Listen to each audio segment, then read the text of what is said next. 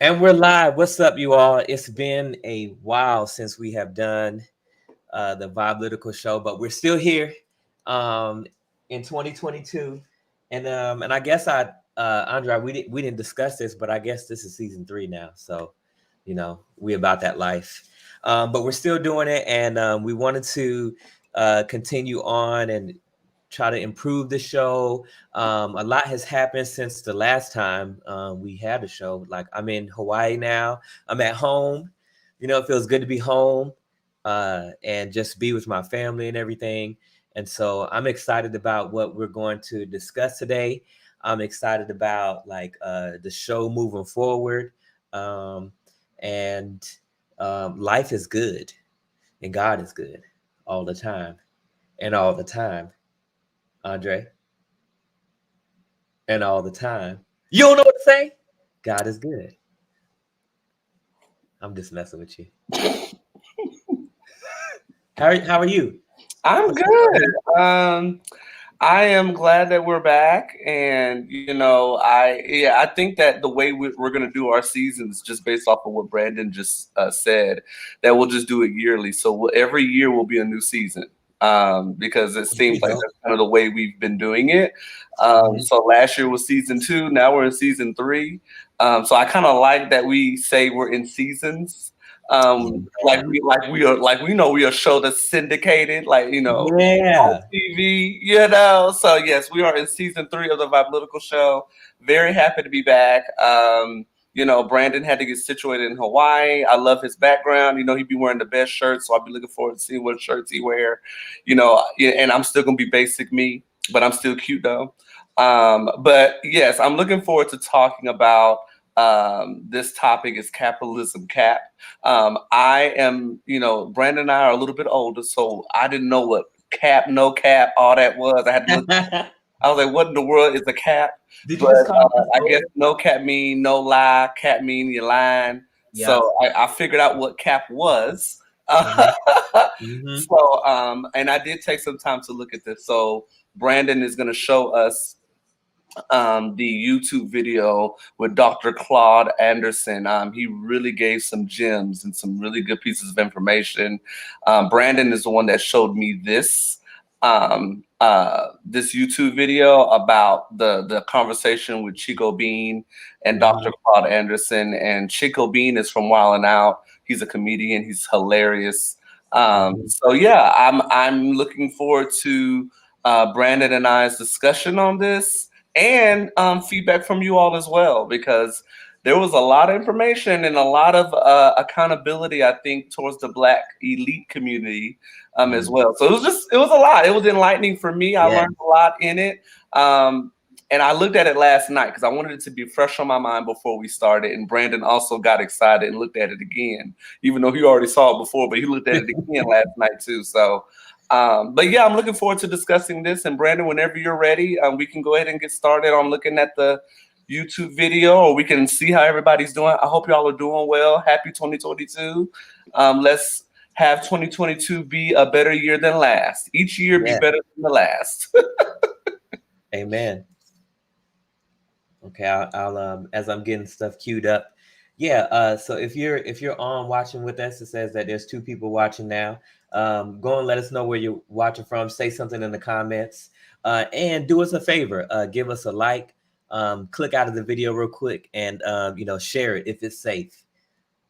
If it's safe, because we do talk about controversial things on here. I do want to give like a short warning. Chico Bean did use a couple, choice words in here that we're a family friendly show. But he did use a couple choice words, but I feel like the material in which is presented is much more than just those few words. And Dr. Claude Anderson is an author, and he has some great points, and he is for Black empowerment. And I think that even though he is talking about capitalism from maybe a so-called Black American perspective, it's really about American history. All the stuff that the GOP and Republicans and critical race theory, all that, all the stuff that people are against. But he really did, show a lot in these minutes. So Let us know where you're watching from. Join the conversation. Feel free to interject at any time. I'll try not to stop the video too much. But anytime you want to interject, Andre, just let me know. All right. Okay. And we're going to get it started. America, you see it right there. Dr. Claud Anderson. It's an honor to be here with you, sir. And it's an honor to be with you, Chico. I appreciate you, man. Now, let's go ahead and get to it. We're going to talk about black capitalism today because I don't think that there's any better source to get some answers from than you. So let's get it on kicked off. First question, is capitalism cap? Yes. It is. You know why? Why? Because it was built into the United States Constitution in 1789. And the United States Constitution, that was the first affirmative action plan in the entire United States. It was an affirmative action plan primarily for whites. Whites got affirmative action first? That was who had the affirmative action was whites. Y'all don't know that. Man, that's terrible. That's what started the affirmative action. Was whites started. In the Constitution, the amendments 1 through 12, that is an affirmative action plan for whites to give them everything they wanted, period. That's what it was for. And so when that was approved, as a matter of fact, when they wrote the Constitution, they had 57 people that came to the United States, very wealthy whites from Europe. And they call them founding fathers. Those rich whites came here to what? To use that to make more wealth for themselves. And then out of that 57, about 54 participated in drafting the United States Constitution. 3 of them, Thomas Jefferson, John Adams, and Alexander Hamilton. And they told him, so you 3 write up the Constitution of the United States. And he wrote in there exactly, here's what we want. And what did they want? They met for a whole week in Philadelphia. And they put guards on the doors and bars on the windows so nobody could hear this discussion. Discuss how can we write a constitution that says this is an open country for freedom and opportunity for everybody. At the same time, we're talking about enslaving people and using them. And they said, here's what we do. When we write this constitution, we use very broad, ambiguous language. One for language for whites and one for black folk. Now, when they talk to use these very broad, ambiguous terms, that was for whites. When blacks, they use words that blacks couldn't figure out. 3/5 of a human being, equal to a field animals. Those who are indebted, those who are obligated in the labor class. See, all that was talking about black folk. John Adams and Alexander Hamilton asked Thomas Jefferson, say, you write this. You wrote the Bill of Rights. We like that fancy language. You write it, put it together, and give it back to us. I had to pause right there because so recently, and I made a post on Facebook about it. And I like to find other people's words because, you know, Andre and I are in the military, and I like, but a lot of knowledge has already come to the forefront.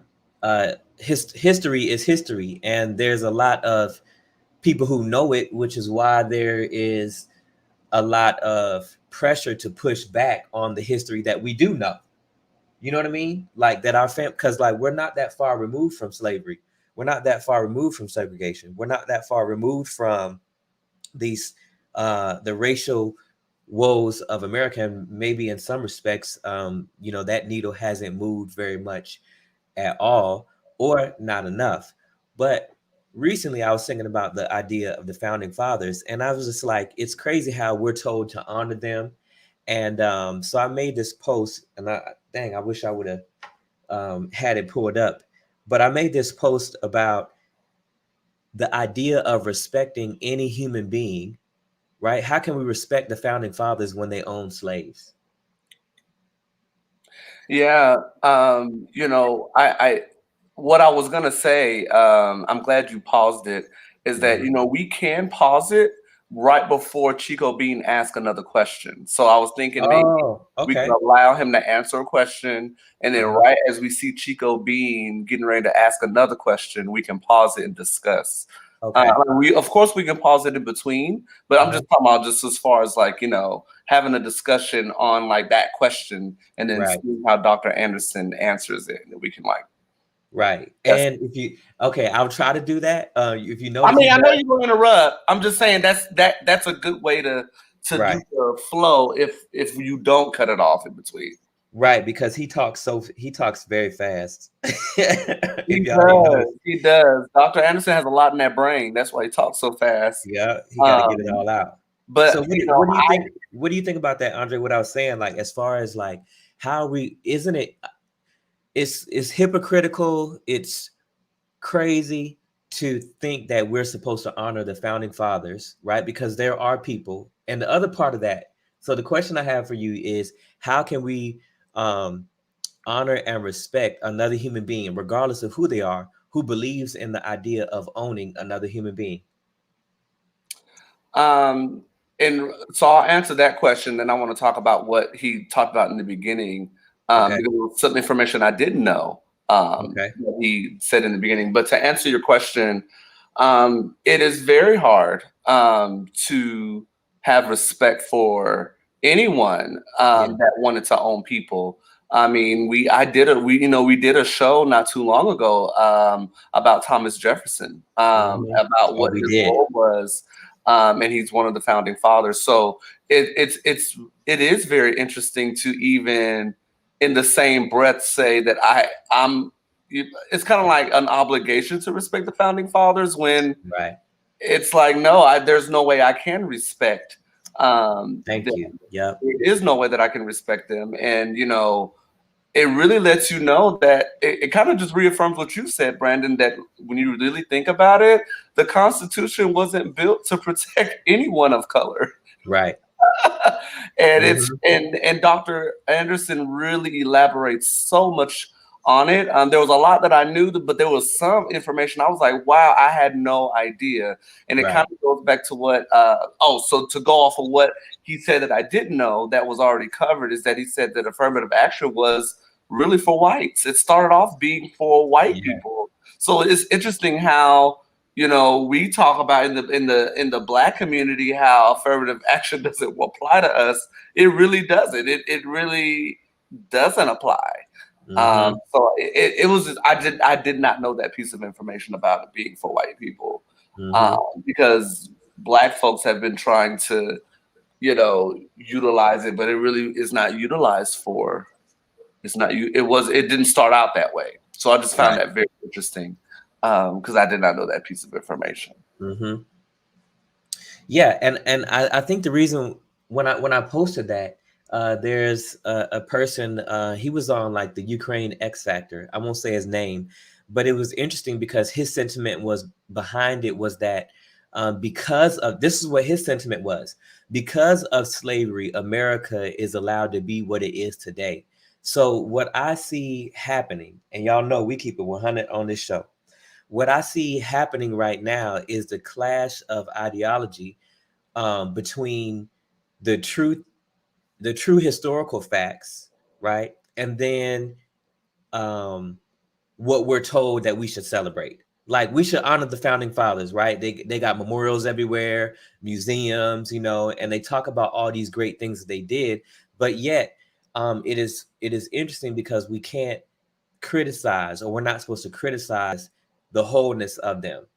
You know what I mean? But then when it comes to non-whites or non-Europeans, then there's this certain level of criticism that we're supposed to have and that we're told to have, and anyone who doesn't fit within inside of that framework is not American.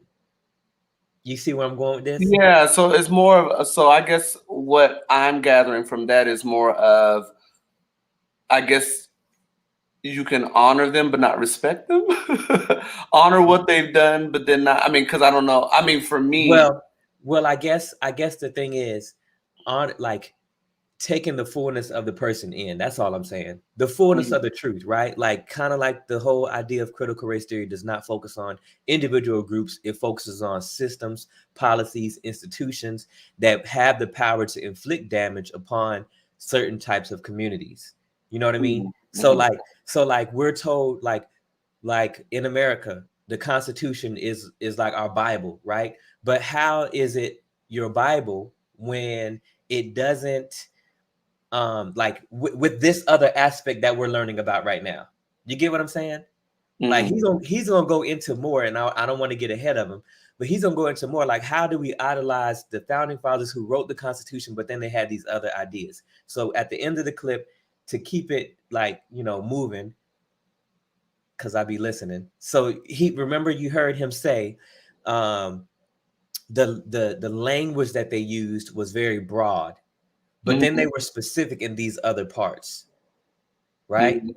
So that's what I'm saying. So in a broad aspect, we're supposed to respect the founding fathers and, oh, look at what we have in America. And we have all these things in America. And because of slavery, like he was basically saying slavery was a necessary evil so we could have what we have today. And obviously I totally disagree with that. And I think there could have been another way in which we could have built the economy rather than off the the free labor of blacks, the stolen labor. And I mean, and I mean, there's going to be more that's revealed in reference to even black people when it comes to slavery. So I mean, there's just a lot to unpack. A lot. Okay, so that means basically you saying, Brandon, press play. Yes. Yeah. Here we go.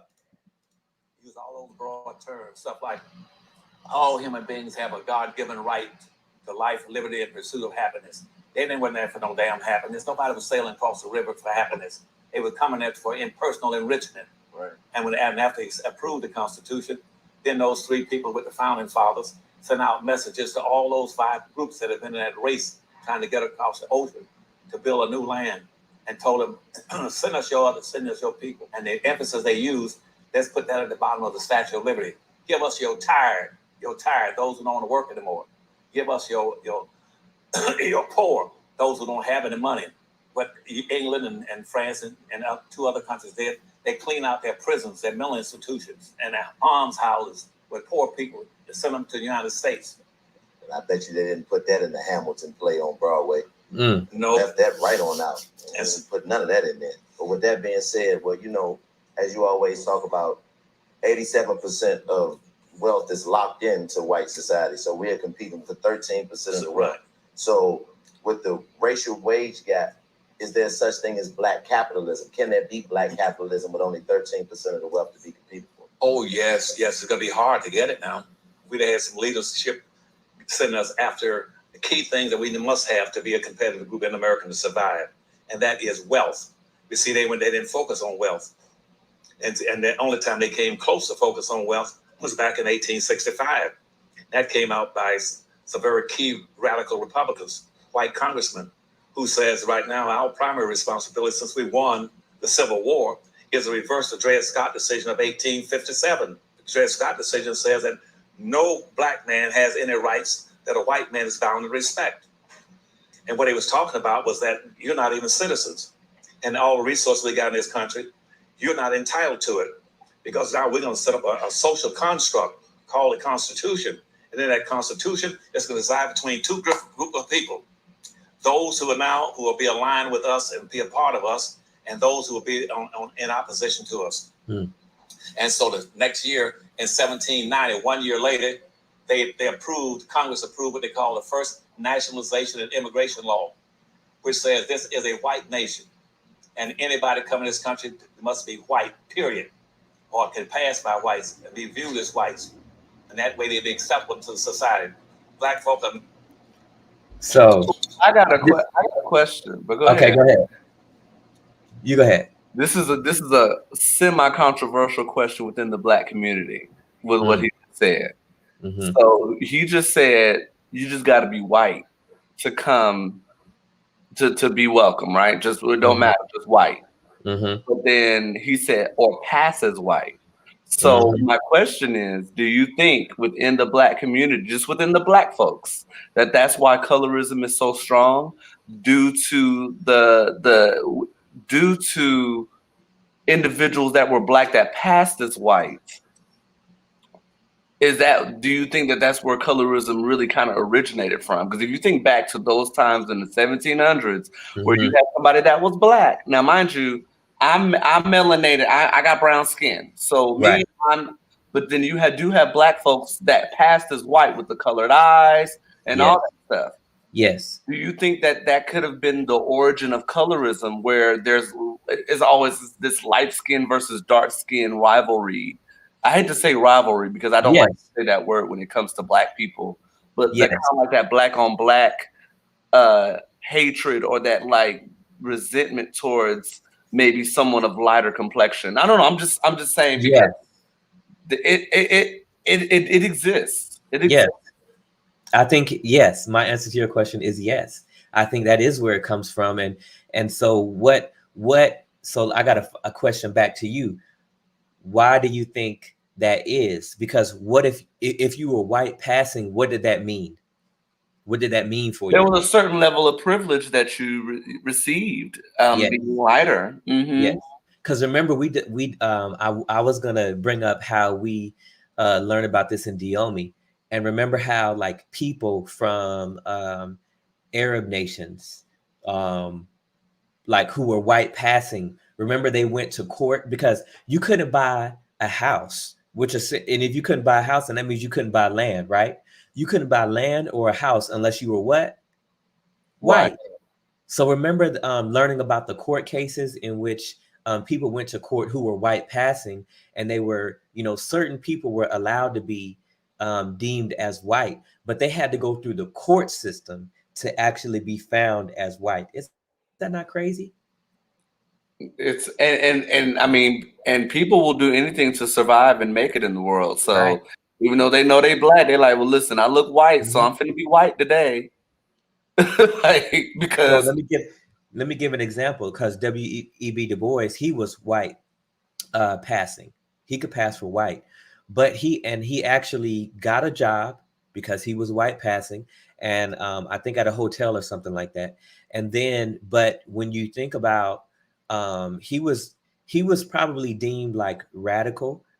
He wanted to, he was about the furthering of Black people and all that, and but he associated himself with being Black though.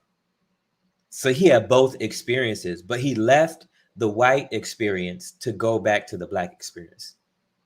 That's and interesting right and there for him too. to have the option to do that is what is so like interesting. Yes. Refuiho made a comment just now. Oh, let's check it out.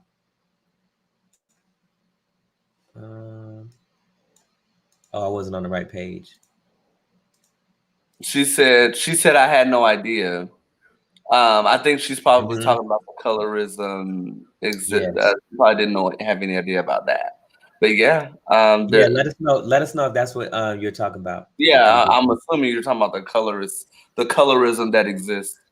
She also said, but really, it's still the same in these times. The way you receive services or even loan right away if you pass as a race that is similar to the person's, then you were treated better. Yeah. Very much so. Recently, remember the story of the person, a Black man who went into a bank to cash a check, and he was arrested. And how many times has that happened? That's not the only story that has happened in recent times about, in reference to services and how you're treated, if you're non-white. Yeah, so I was correct. She was like, yes, if you pass as white, yeah. Okay. Yeah, that part I knew. It was just a question I had about, like, do you think that that's the origin of where colorism came into play? Because you had darker complected Black people treating the lighter skin and vice versa. So let's face it too. Okay, so I'm about to get, I'll try to be, I'm still gonna be G-rated, okay, or PG, but like, let's face it, there is an element of exoticness to lighter skin as well for some people. Now let's think about it too. Maybe for, because who was it? Thomas Jefferson, right? He had a Black wife, right? So for a person to be and going along with Refugio's point, a person who's lighter skinned, a white person may feel more comfortable around them because, or a European may feel more comfortable around them because they're not as dark skinned. You get what I'm saying? Right. Or his wife wasn't dark complected. She was light.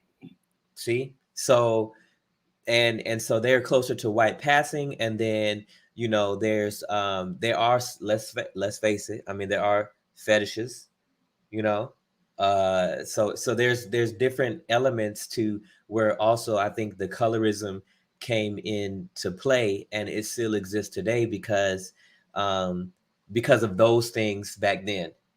So essentially the genesis of it is like the darker skin was considered lesser than.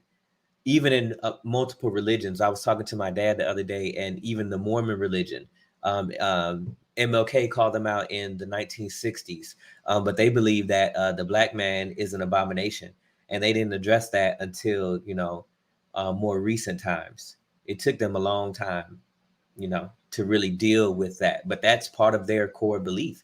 And because people have those beliefs and we're not talking about, that's why we got to have these conversations, and we need authors like Dr. Claud Anderson and people to bring these things for the forefront. This is why critical race theory is so important.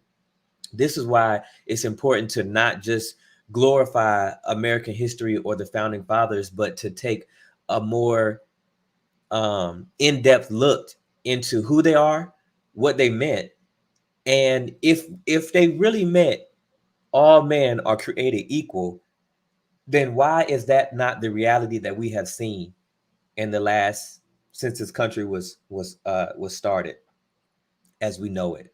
Since America was a nation, when Christopher Columbus 1492 sailed the ocean blue, like why since then, if all men are created equal, why is that not what we have seen? How you doing, Andre? Mm-hmm. And I'm ready to press play. Bloop. I just had to have a boot moment. Yes. And so consequently, immigration laws in this country were totally opposed to black folk, who said you cannot practice capitalism so long as we're coming in and we got a right to come in. Okay? And so they started bringing in immigrants from all around the world. And that's what created your problem to today.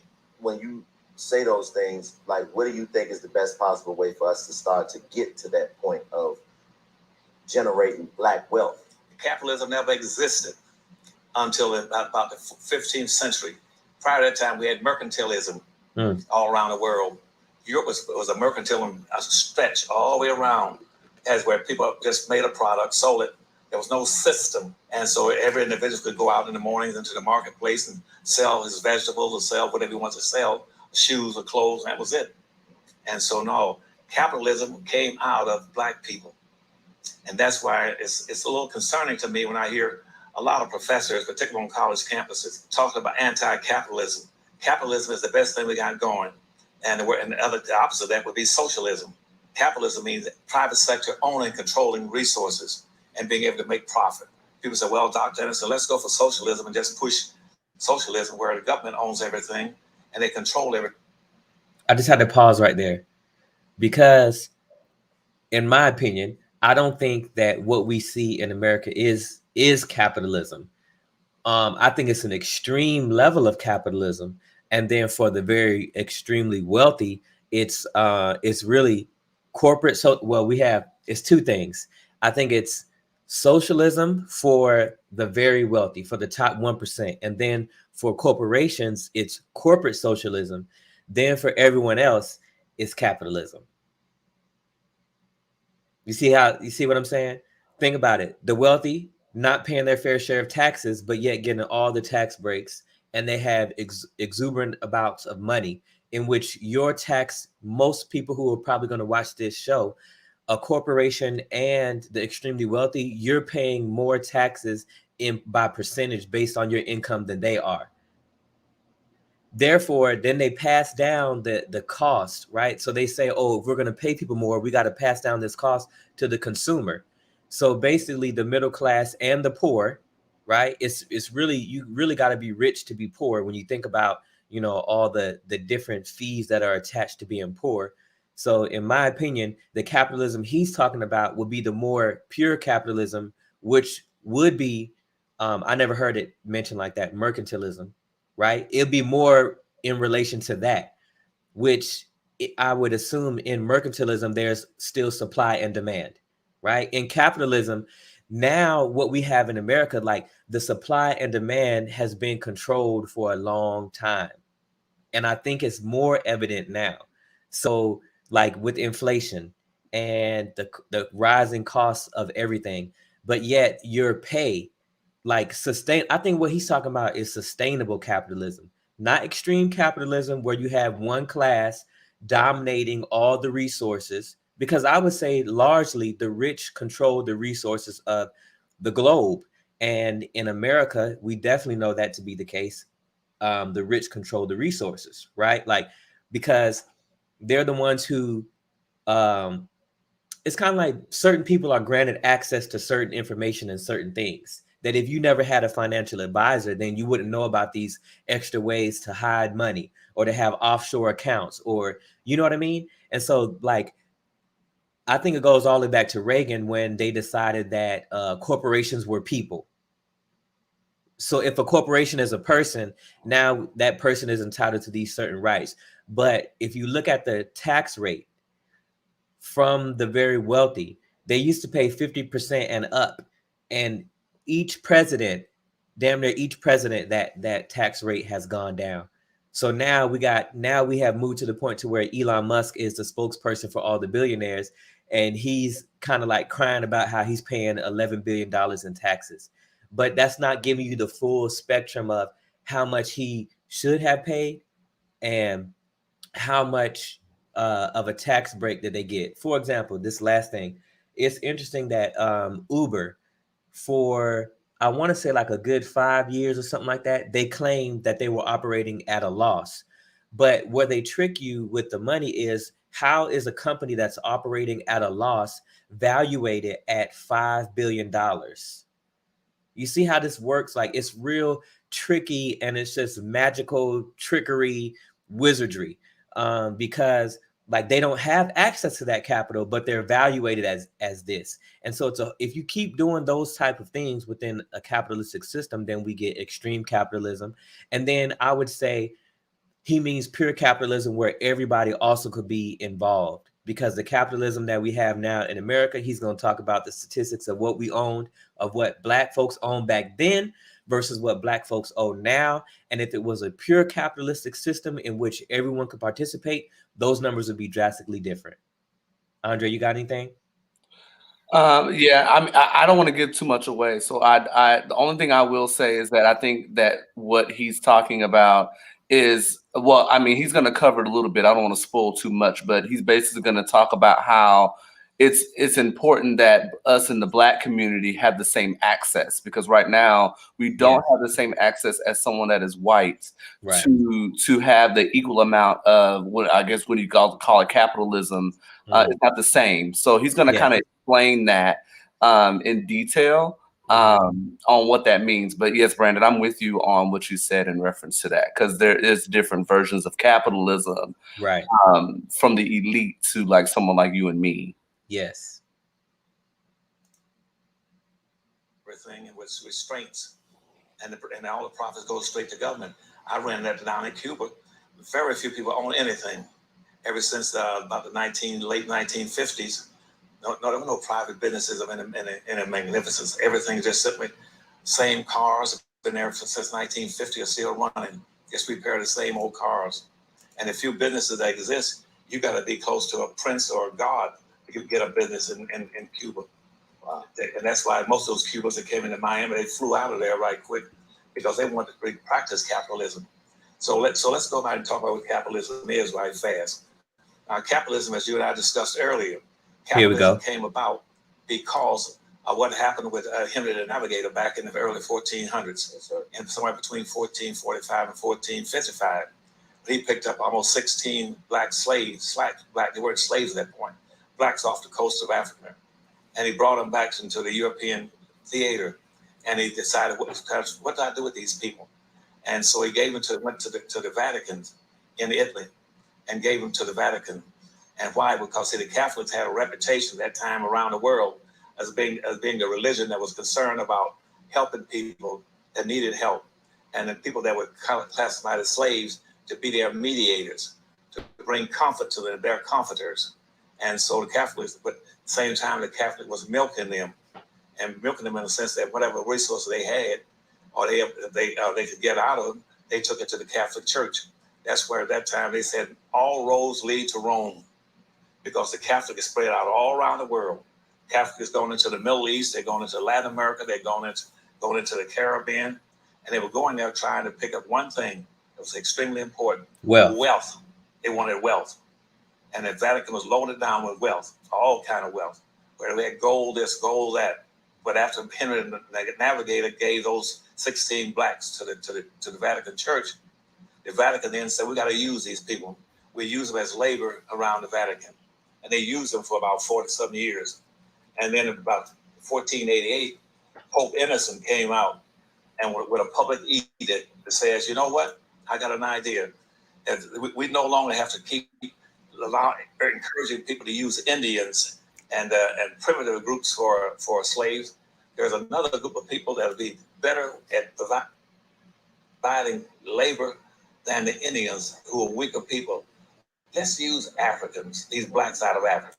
And he said, up to this time, to be a slave, you had to be one of three things. One, you had to be a victim of religious persecution. Two, you have personal indebtedness to somebody, and they now say you owe me, and so now you're my property. And three, again, to be a POW, prisoner of war. Oh, yes, sir. And so Pope Innocent's public edict says, let's do it this way. Let's put those three things aside and say, here's a better group of people that you can use, not based on those three factors, but based on another fact. That's on their skin color, their complexion. This makes them highly recognizable. You can spot them in a place. You know who they are. They can't just escape and run away. You can spot them in a minute and use them. And so he threw in the whole thing about skin color. And that was 1488. But ironically, at the same time, Columbus was making these expeditions into the Western world and going to different places, down in Haiti and down into the Caribbean islands. And finally, he says, you know, there's some land up around in here. I only saw a very few scattered people there look like Indians. This would be open land. I could use this. So he went back to England, went back to Spain, and he told the people, you know, I found a lot of vacant land, but only a few people on it. And right now here in Europe, we are undergoing terrible conditions. We're overrun right now with crime, criminals, highwaymen, robbing people, killing people on the roads. We got religious persecutions. We got famine, where people are starving to death. They can't find enough food in the country. And we also got a lot of other problems that cannot be solved right now because we don't have enough land and money to do it. They said, what if we were to take and do two things? What if we were to put all that vacant land in the Western world up for grabs and say, now let's use these blacks and use them as labor. And they said, and that was about the late 1490s. So by 1502, they put those two together and came up with what you call capitalism. Capitalism is owning and controlling the land, the tools, the resources, and using other people's labor to enrich yourself in your business. That is capitalism. Goodness gracious. And it came from somebody named Pope Innocent. What type of name is that for a motherfucker that would do something so evil? Pope Innocent. That's crazy. But there we have the definition of capitalism right there. So I'm going to ask you another question. Well, let me ask you one other point, right? Yes, sir. The other point is that now, later on, about 1915, W.B. Du Bois tried to define capitalism. He came pretty close to saying the same thing. And now it's much simpler the way he said. He says that capitalism is simply just getting like having 3 to 4 ears of corn. He said then you try to plant seeds and get the corn. You plant, you harvest, you sell, and you save the other seeds for next year harvest. Make profit of it. He said that's capitalism. Earning, savings, selling, and planting the seeds for next year. There you go. And that was in 1915 when Du Bois defined capitalism. Like, what do you think is the best possible way for us to start to get to that point of generating black wealth? Fine. What's first we have to do is learn how to practice group economics, group politics. They say one of the two things that hurt us most during slavery, and it had been focused on. One was that our wealth was stolen from us. Black folk weren't poor people when they were slaves. They weren't holding the assets, but they had one thing was the most powerful, strongest, wealthy, valuable thing on earth. You know what that was? What's that? Their labor.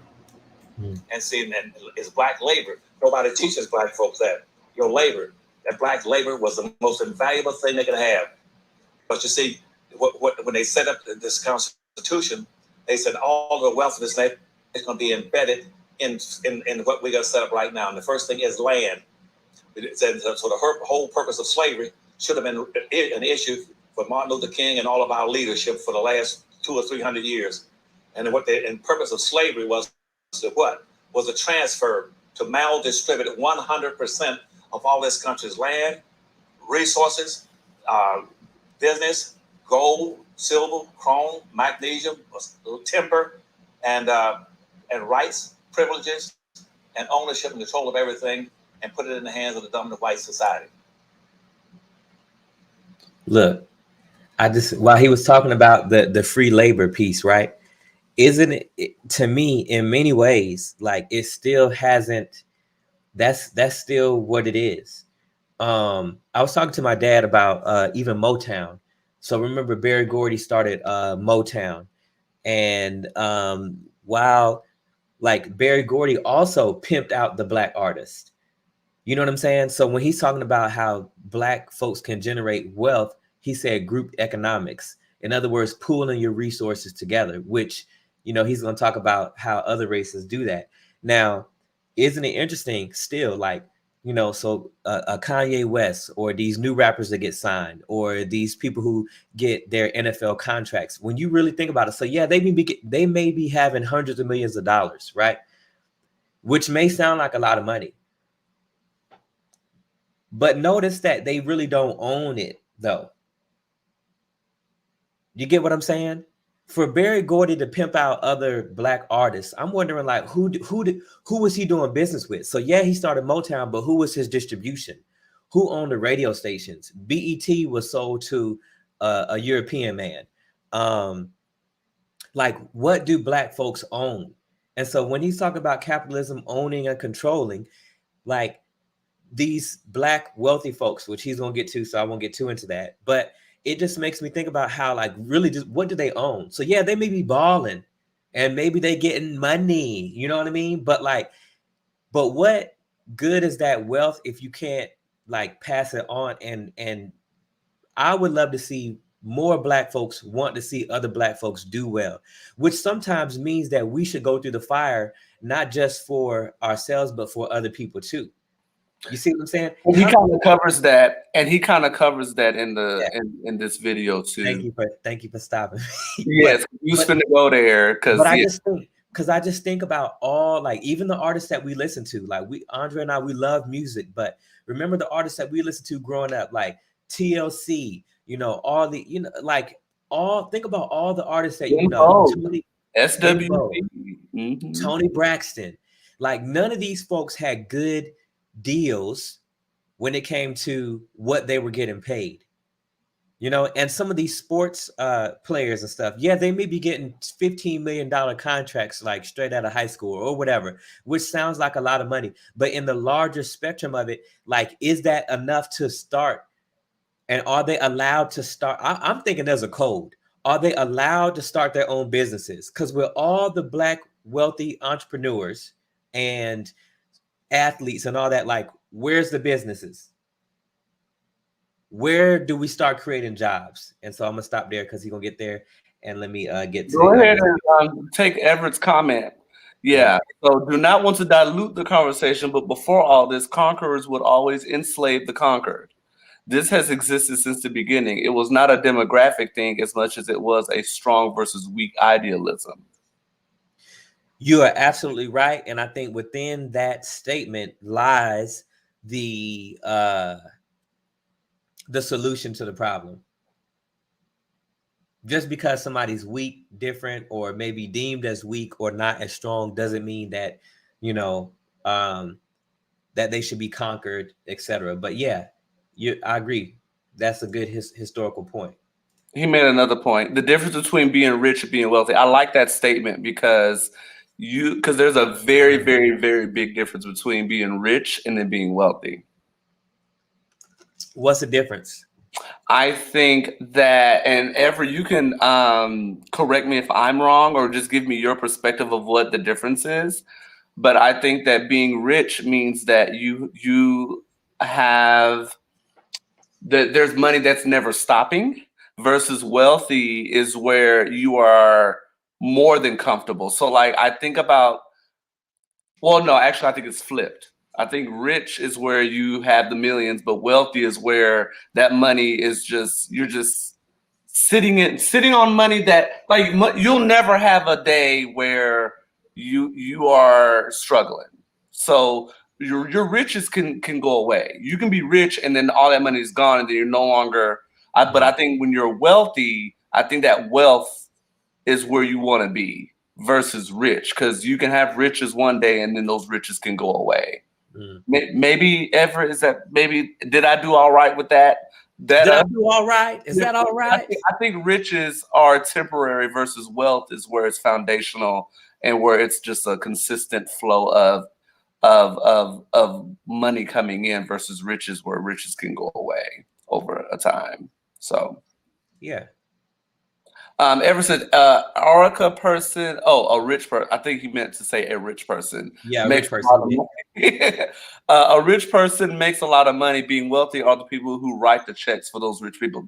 So that's kind of where I was going. Athletes are rich. The owners who pay them are wealthy. So yeah, I said it right. The rich are the folks that like they have a lot of money accessible to them, but those riches could go away after a certain time. But wealthy is where that's where it's at. Being wealthy is where it's at. So yeah, I said it right. I just wanted to make sure I was making sense. Yeah, and I would also add to that too, like another way, I think wealth is essentially if the I was trying to Barney style it. Yeah. I was trying to Barney style, you know. No, you did good. I like it. Barney style it.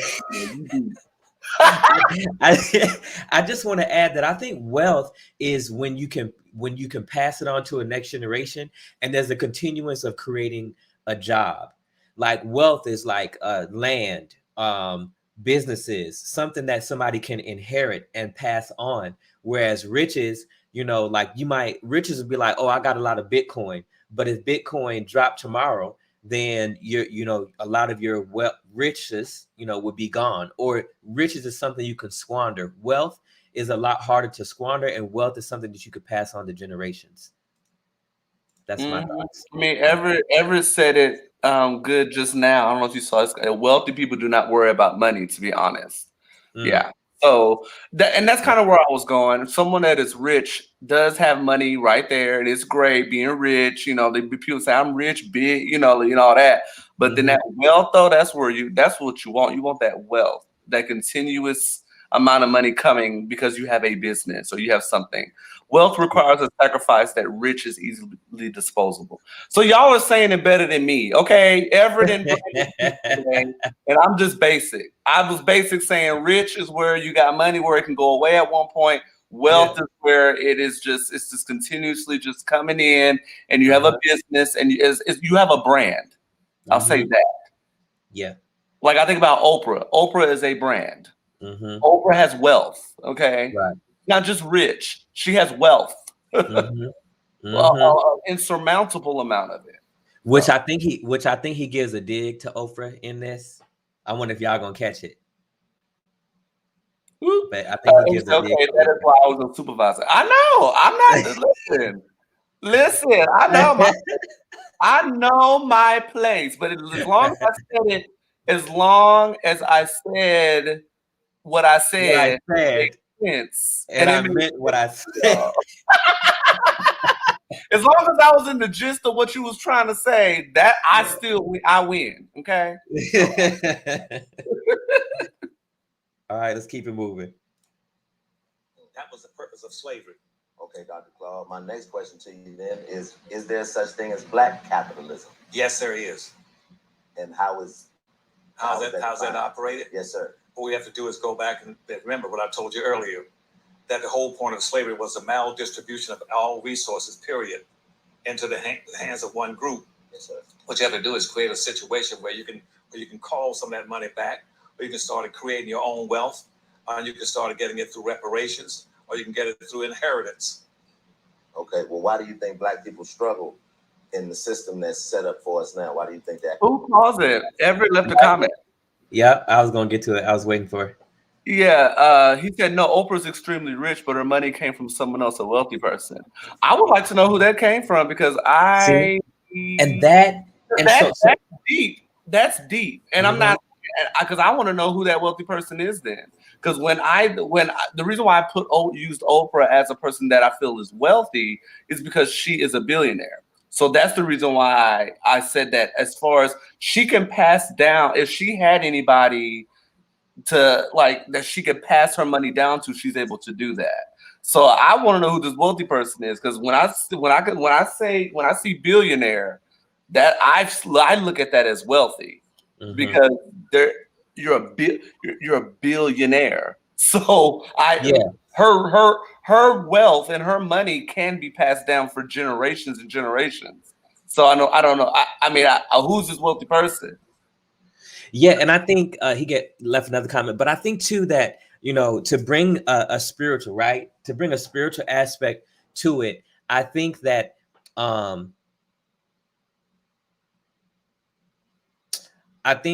wealth is something that is passed on, that is shared, and should be creating. Like, what good is that wealth, right? What good would it be to be a billionaire if you're not creating a path for the least of these and the less fortunate? I'll give this real quick example real quick. I was watching, like, remember it kind of ties to his comment though, Brandon. His one. She is currently wealthy, but by allowing her money to work not only for herself but for others. She's creating wealth. She's creating wealth, or is she? Okay, so I guess that's kind of why I say that she's wealthy, not extremely rich, because she's able to do that. The money that she has access to for herself is able to create that wealth. So, because I don't feel somebody that's rich can create wealth for someone. Because I feel like someone that's rich, that money's for them. They're not really passing it down to anybody. That's kind of where I'm at. That's kind of how I view it. To Brandon's point, when you are passing your money down, that's a certain amount of wealth, because you're still able to live the way you want to live, but you're passing money down to another generation. Yeah. He said he considers wealth as old money. So her money's relatively new. I mean, I guess, and honestly, I kind of want to take back her being wealthy, because she's creating wealth, but she doesn't have. Well, I guess I mean, she doesn't really have any kids, but she has not passed money down. That's what I mean. She hasn't passed money down anywhere. So I'm thinking like, well, she's creating wealth. Like, who's she creating wealth for? Is she creating wealth for people that are in the U.S. or for those folks that are in another country? Okay, see, that this is and you know he's gonna get to that too. But this is what I think the wealth is too. Like, he's gonna get to, dang, I don't want to get ahead of it, but like he's gonna in a few minutes he probably should be talking about like this code, right? This code. I'm not trying to do that. I'm trying to talk about so but the piece is this though, right? I think we're like, wealth is not just money, but it's businesses, it's the ability to create jobs, it's something that could generate money. That's what true wealth is. That's why you see those dumb things on Facebook. It's like, would you rather have lunch with Jay-Z or $1 million? I'm taking $1 million, because look, with that $1 million, I could then generate wealth. I don't need no secrets from Jay-Z, because guess what? No disrespect to Jay-Z, but where's your record label that you own that's uplifting Black folks? Because see, what we see all these Black wealthy folks do is they go and do business with the white folks or other people based on the monies and the riches they could generate from it. That's what Everett is saying. And so that's what Everett is saying in reference to Oprah. I did not know that with Oprah. Yeah. I thought that with Oprah creating OWN, the Oprah Winfrey Network is literally her name, that she's establishing her own wealth to be able to maybe pass down to maybe someone that she knows, or that another. So that's kind of why I was saying, like, well, in reference to Oprah, then what is it? Because Jay-Z, I know with Jay-Z, honey, like there's somebody white behind the scenes that's the decision maker, and he's just the face. Yep. And that's the key. And so they still want to be rich, and like wanting to be rich is always. I also think that going to a spiritual aspect, that wealth is a mentality and rich is also a mentality. If you look at how the wealthy spend money and how rich spend money, is two different things. A wealthy person, you may not ever see they don't floss it the same way. They're gonna be in a jeans and a t-shirt at Walmart getting food. And there's but I think for me, like, you could still like flashy, because I like a little flash. You know, you could still be a little flashy and wealthy, but it's going to be different. You know. Illuminati, you all better stop talking out loud about Jay-Z. I do not care about no. See, Anyway, I we feel don't like care. I'm about let me hashtag him so we could talk about it later. I said what I said, and that's by Nene Leakes, Housewives of Atlanta. Yes, I said what I said about Jay-Z, because Jay-Z, yes, Rufio, I like flashy car. I have a flashy car. Yes. Yeah, I think it's it's about mindset, and I think that the way that this is such an I hope y'all really are like enjoying this conversation, because this is such an important conversation to be having, especially at the beginning of this year when inflation is at an all-time high, where the supply chain and the way that we think about money, and our relationship with money, it can take us out of our morals. It can take us out of our spirituality. It can lead us down dark paths. And then if we're just thinking about money, like from a spiritual aspect, then I'm pressing play unless, and Andre, you can comment. But from a spiritual aspect, I believe that the Most High, the scripture says he owns the cattle on 1,000 hills. Like the scripture says, the earth is the fullness. Dang, what's that? I can't even quote it. It just left me. But the earth is the Lord's and the fullness thereof. I think that's what it says.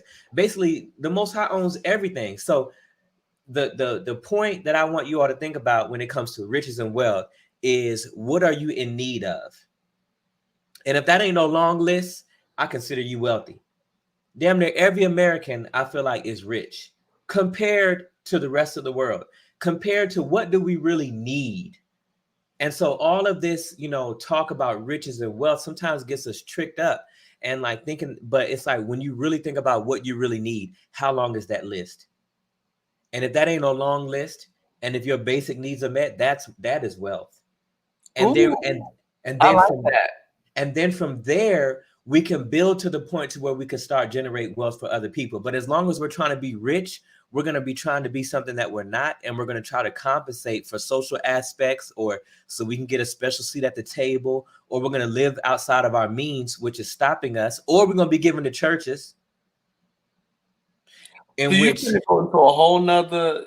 I won't. Or we're gonna be given to things that are not going to be generating wealth. And that's my focus moving forward in this year, in this season. It's like, what am I doing that is going to help generate wealth, not just for me, but generating wealth is truly, if you're a spiritual person, I believe it's about generating wealth for your people, right? And it's not just race, but when I say your people, I mean like-minded people. I mean humankind, really. Whoever the Most High is telling you to generate that wealth for. Yeah, and I want to caveat off of what you said, but Refugio says, I agree with Brandon about the needs and living within our means. I want to caveat off of what Brandon said that we can continue. Mm-hmm. I so love that statement, Brandon, because I think that even throughout my adult life and me being in the military, I've always wanted to have a lot of money, but is it really necessary for me to be just having all these millions? And I'm not saying that I wouldn't want millions, right? But I was like, dang, am I crazy? But you just kind of said a lot of what I was thinking just before we even did this show on capitalism. Mm-hmm. I'm like, I just want to live within my means. I do want to have access to money that, if in case of an emergency or something comes up, I have the access to money. But like to have all these millions and millions and billions, I mean, like just thinking about, I don't necessarily need that in order to survive. I think that money, the way people view money is so self-centered and well, I'll say selfish. When you do have a lot of money, because you're just, what are you doing for other people? And he's going to explain it more, Dr. Claud Anderson, on that. But yeah, I feel that, with what I have, I'm blessed to be where I'm at right now in my life now. The access to the money that I have now is great. I don't have to have all that. So yeah, just a caveat of what Brandon said. Yes, me living within my means and having money accessible is what matters. Right. I'm not broke. Yes. He's not being broke. I'm not broke. Okay, so that's right. Yes. Thank you all for this wonderful dialogue. I mean, we only made it through 14 minutes of the video, but we're gonna push through. but we appreciate the dialogue. That happens. Because you don't own and control the land, the tools, the resources, everything else. When land was given out in America during the slavery period, that immigration was an open policy for everybody around the world to come to this country and get resources, except black folk. And during that period, first thing that George Washington said is that the wealth of this nation would be in the land. He said, I want 100,000 acres of free land. And Thomas Jefferson said, I want 100,000 acres of free land. And then after he heard that, Patrick Henry that says, give me life or give me death, he then said, then I want 65,000 acres of free land. Mm. And then so consequently, during the period of slavery, from point 1 up to 1862, that this country gave away 2 billion, billion, okay, acres of free land, but it all went to whites, not to blacks. And see, and guess what? And all the land, and then the wealth of the nation was in that land, in gas, in oil, in timber, and iron, and coal, and minerals, and all that kind of stuff. Black folk couldn't get any land because the Dred Scott decision of 1857 says you have no rights to get any land. And so the liberal white congressman in the Republican Party, called the Radical Republican, says we're going to correct that by creating a second constitution. And that's mean from 13 up to 15 will be a second constitution. This constitution, just like the first constitution from 1 through 12 amendments were strictly for whites, we're going to create another constitution. And following the Civil War, it'll pick up 13th, 14th, and 15th Amendment and the civil rights laws. And those 3 things or 4 things will be strictly for black people. Mm. Quick plug.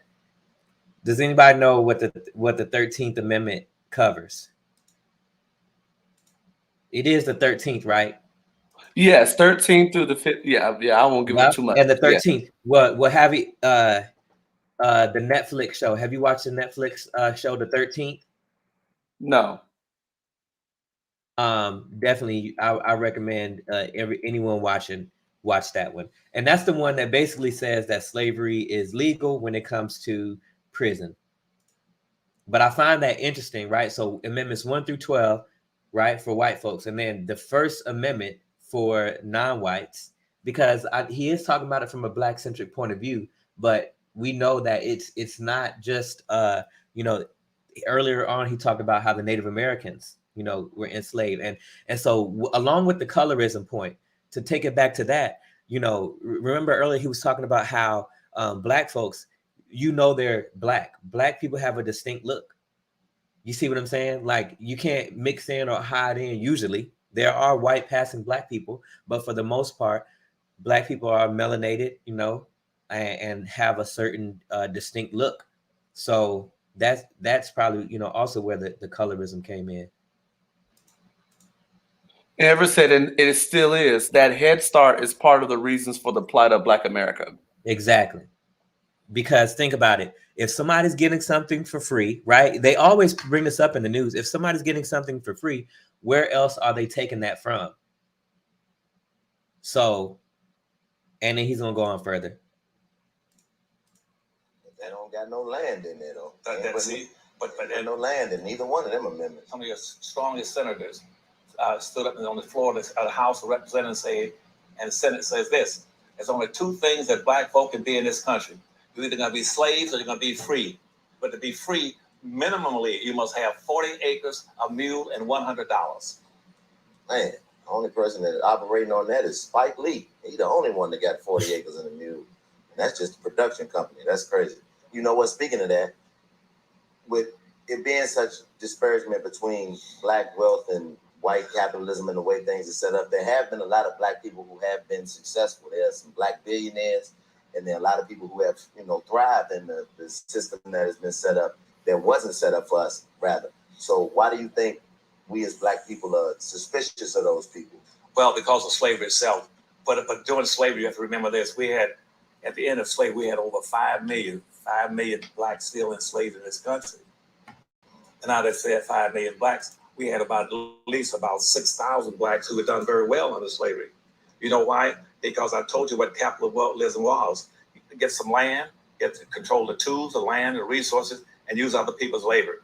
And so one of the first people in this country that started using black people's labor. You know who it was? No, sir. It was a black man from England. Certainly. That's right. He came in and he's the first one to start this thing about being a slave for the rest of your life. It was started Chattel by slavery. yeah, A black man from England. He started that.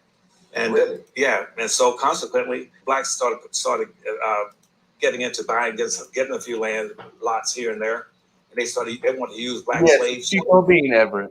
And so consequently, out of about 6,200 blacks who got wealth during slavery, they did extremely well. They would have been millionaires in today's terms. But so we always had some blacks that would sell you out, and also some who would just simply say, I'm gonna play the system to make ends meet. You got blacks right now in entertainment and also in sports.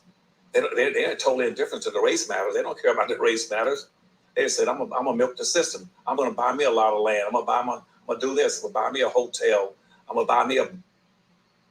So I think that's where the responsibility lies, right? So the fact, I think a lot of black folks are rich, but they're not wealthy, because if they really owned it, right, then we would have more people creating businesses. And what I see more often is, dang, and I'm sorry I'm getting ahead of it, but what I see more often is black folks or brown folks doing things overseas rather than doing things right here. Like, really, like, let's go there. What has Obama done about Chicago? What has Oprah done about Chicago? You know what I mean? Like, these black wealthy folks, rich folks from these certain areas. But I'm like, there has to be a code in America that still exists. So if it said all men were created equal, but then we had Jim Crow, we had slavery, and then after slavery, Jim Crow, and then after Jim Crow, the civil rights and the Brown versus Board of Education and the Dred Scott decision. Sorry, not all in that order. But if we had all these things, that must mean that there has to still be a code today, which is the reason why Oprah doesn't have a lot of stuff going on in America. Or, like, they'll let them, it feels like their money, you can do a few things, but not too much. You can open up one school, LeBron James. But if you do anything, because think about it, if the whites still own, if majority whites still have all the wealth, that means they own all the businesses. So yeah, you might have a record label. Berry Gordy started Motown, but who owned all the distribution and the publishing? And unless black folks start to own it all, just like Asians and a lot of Jewish people, right? Until we start to have that kind of code, we ain't gonna be able to generate no black wealth. And he's going to talk about a little bit about that as well when it comes to the Asian culture as well. Yes. He's going to dig into that. Yes. Sorry. Bar or restaurant, and I'm not going to deal in racism. Period. I'm not going to get involved even in the discussion of racism. I'm just going to operate a business and take as much money as I can and help my family, my own people, my own family. Period. So we always got blacks who have such a limited amount of self-interest as a group. They'll take their own people to the cleaners. Yeah, well, all of England keeps sending all these actors over here. They need to send some reparations for that nigga that did that goof ass shit. Excuse my language, but can't believe that. Send all these dudes over here to play gangsters. It started chattel slavery. It was a black man from England. We don't want to hear no. All right, next question. Kind of got me upset. Now, with that being said, Dr. Claud, do you think black celebrities owe the community anything? Yes, most definitely. So what do you think they know? What are those things? Because you see, everybody does that naturally and instinctively. Every group does that. Every group has a code of conduct. And see, we're the only people you can think of now, whether they have a religious background, orientation, or whether it's for ethnicity or culture. And we're the only people in that lack of culture that says how you should be operating. See, right now, Chinese come to this country, they got a code. Refuel and Everett says some real powerful stuff.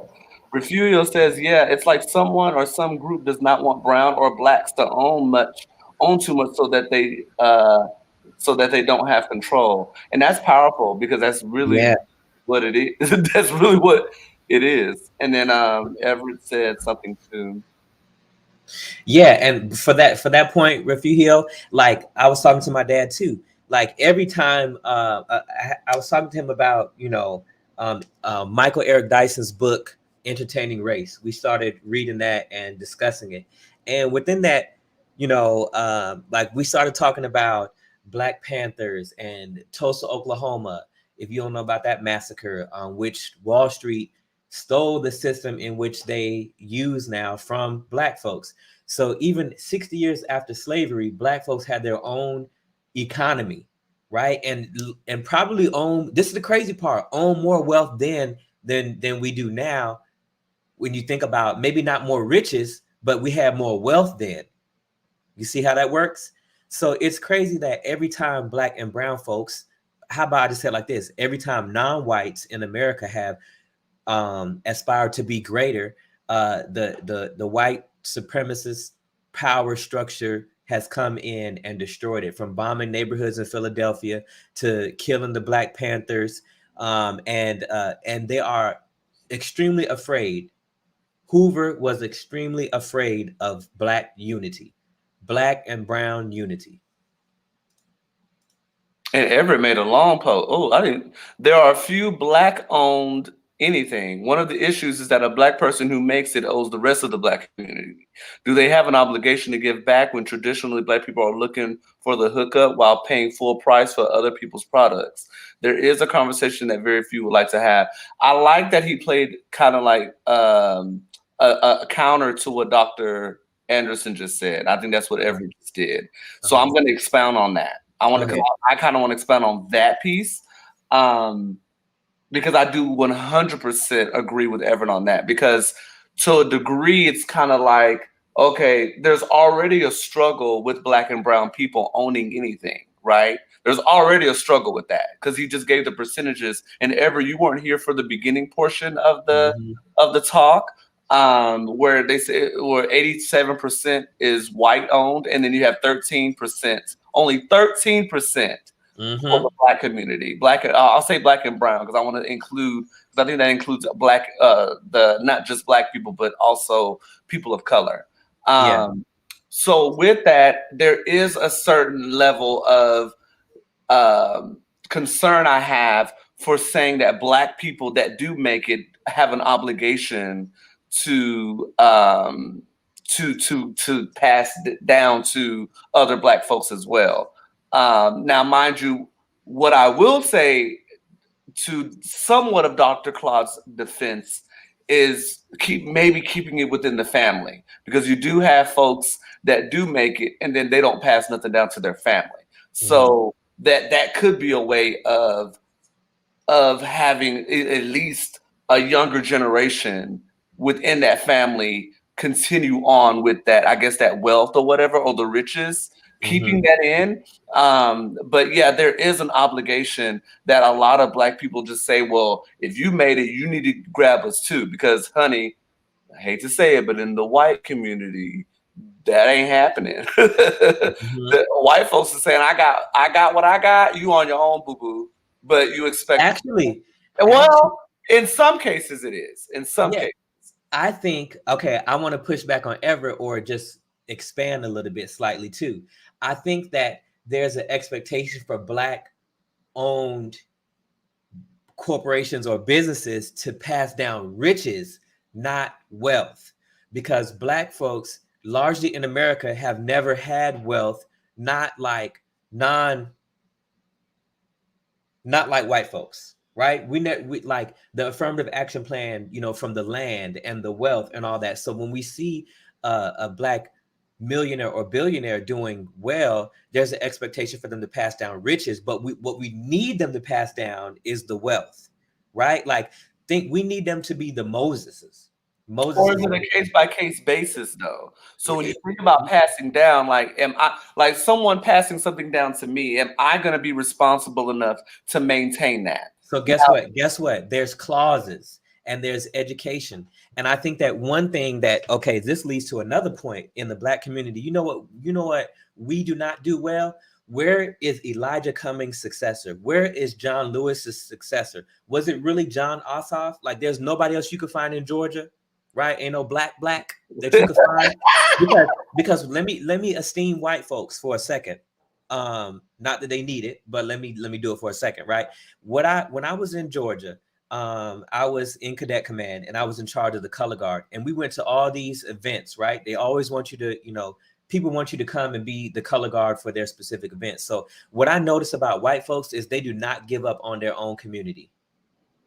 Now, I'm speaking very broad, right? There are instances in which, yes, but like, my example would be George Bush Jr. He was the president, y'all.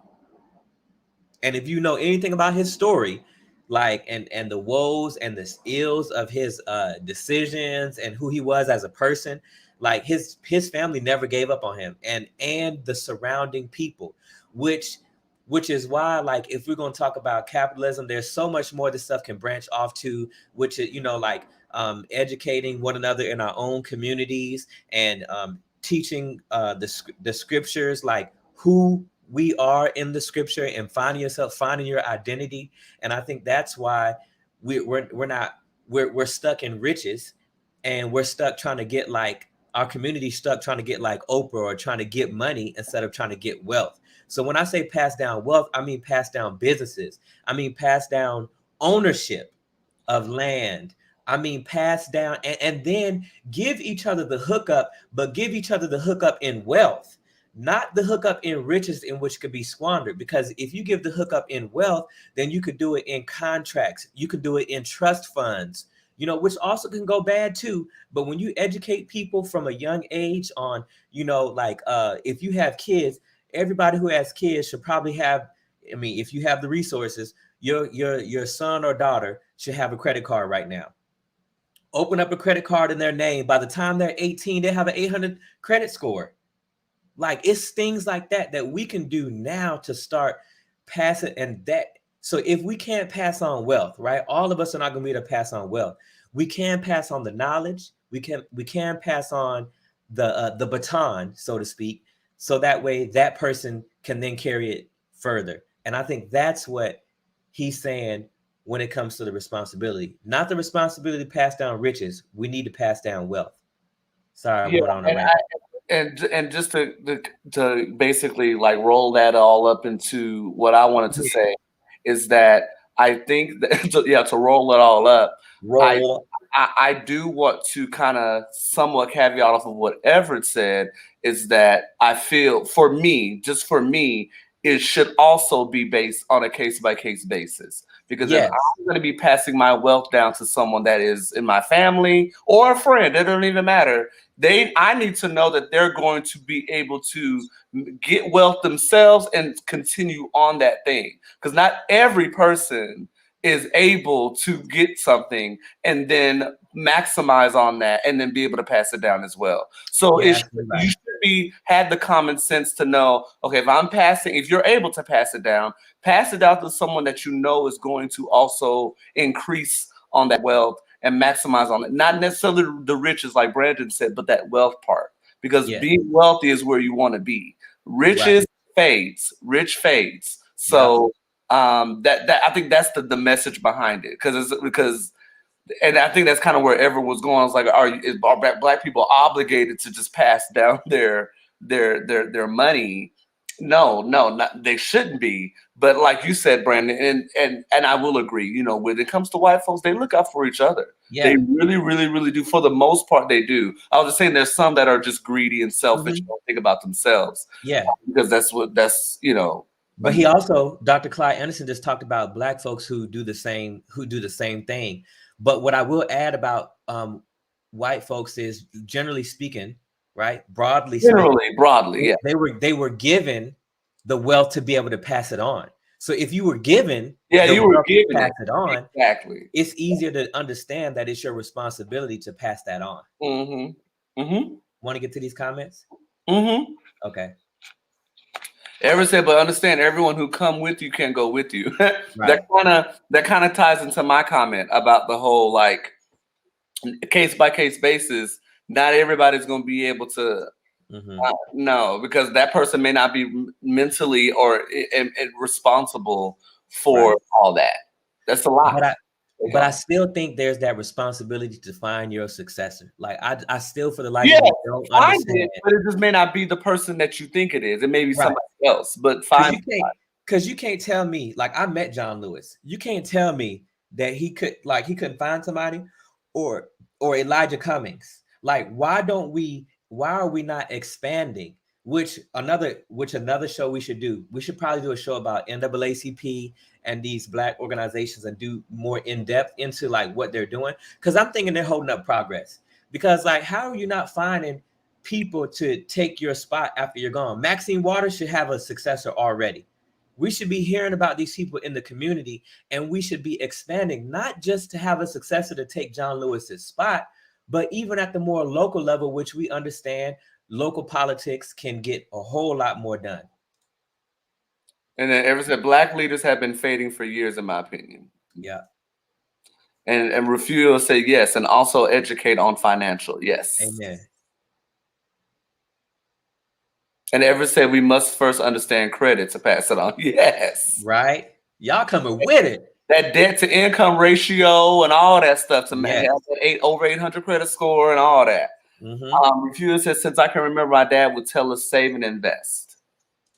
You know, on that note too, I would say that you can always bounce back. If you have, I didn't always know about credit, but honey, I bounced back from 500 to 800. And I started, and credit is one of those things for those people in the military. Like when you travel around a lot, stuff can be on your credit and you not even know it. Because I bought a house, and after I bought my house, my credit score went to 518. You know what I mean? I'm putting my personal business out there. Like, and so like, you know, in order to buy a house, you got to have good credit. My credit was good, but because I wasn't keeping up with it, and then like you move and then somebody would send a bill, and even if that bill is 5 cents or $10, like that's negatively impacting your credit. And so it had like, you know, built up over time, but now I'm over 800, so I ain't worried about it. But you can always bounce back, and that's one of the that's why I think poverty is also a mindset, just as being rich is a mindset and being wealthy is a mindset. Ever said people are looking for the monetary, not the experience. I just want the bag, but not how to continuously keep the bag full. Right. And the system is set up for Black folks, especially in entertainment or whatever. You know, you get that first big check. This is what I hear. I was listening to Complex News talk about the like record companies and artists and stuff. And so if you're a person who's been in poverty and all of a sudden you get this huge check, like, you know, you blow it. And then there's not enough people around you to be like, hey, hold on, pause. Do you really need that? You know? Or is it? I like how he goes. He does this counter stuff all the time. Is it up to them to find their successor, or is it up to that person to present themselves as their successor? I think it's both. I think it's both as well. I think there's a responsibility to find a successor in that represents, and go find that person. The same way, if a record company can go and basically be like sharks in the Black neighborhoods and find these young rappers and entertainers and stuff, what do they call them? Headhunters. Then how can a political official who is about the empowerment of Black people? Because one thing that I like, though this is Black centric, if Black people were able to generate wealth and pass on that wealth, I would say life would be better for every American. It really would. There'll be, because then there will be more equality. Because if there's more equality, then there's more money. Ever since I was raised on save up the money to pay cash, do not get a credit card. So when I got a credit card, I had no idea what to do and wilding out until I was sat down by a white man and had it explained to me. Well, praise the Most High for having somebody to sit down and explain it to you, and that white man who took the time to educate you. But I would say by not using credit, a lot of us are missing out. And that's the crazy thing too. That's why we always got to be seeking knowledge on how we can be more relevant and change with the times. Because like there's people who still I ain't gonna say no names, but there's people in my family who still write checks, who don't want to do no online banking and do all these other things, and who don't want to use the credit cards. But when you get stuff like the Amex Platinum, like in the military, you know, or you don't have to pay the fee, or Capital One will give you, you know, a 4%, maybe it's 5 now, but they'll give you a 4% interest rate when you're active duty. They may even give you that if you're retired, I'm not sure, but there's all these things that we should pass on. And I pass these kinds of things on to the people that are around me so we can all be wealthy. And Ever says, how do they find that successor? A record producer is way different than an actual Black leader. Mentorship. So this is my challenge to myself too. I feel like every person who is able, physically, mentally, spiritually, should be mentoring black youth.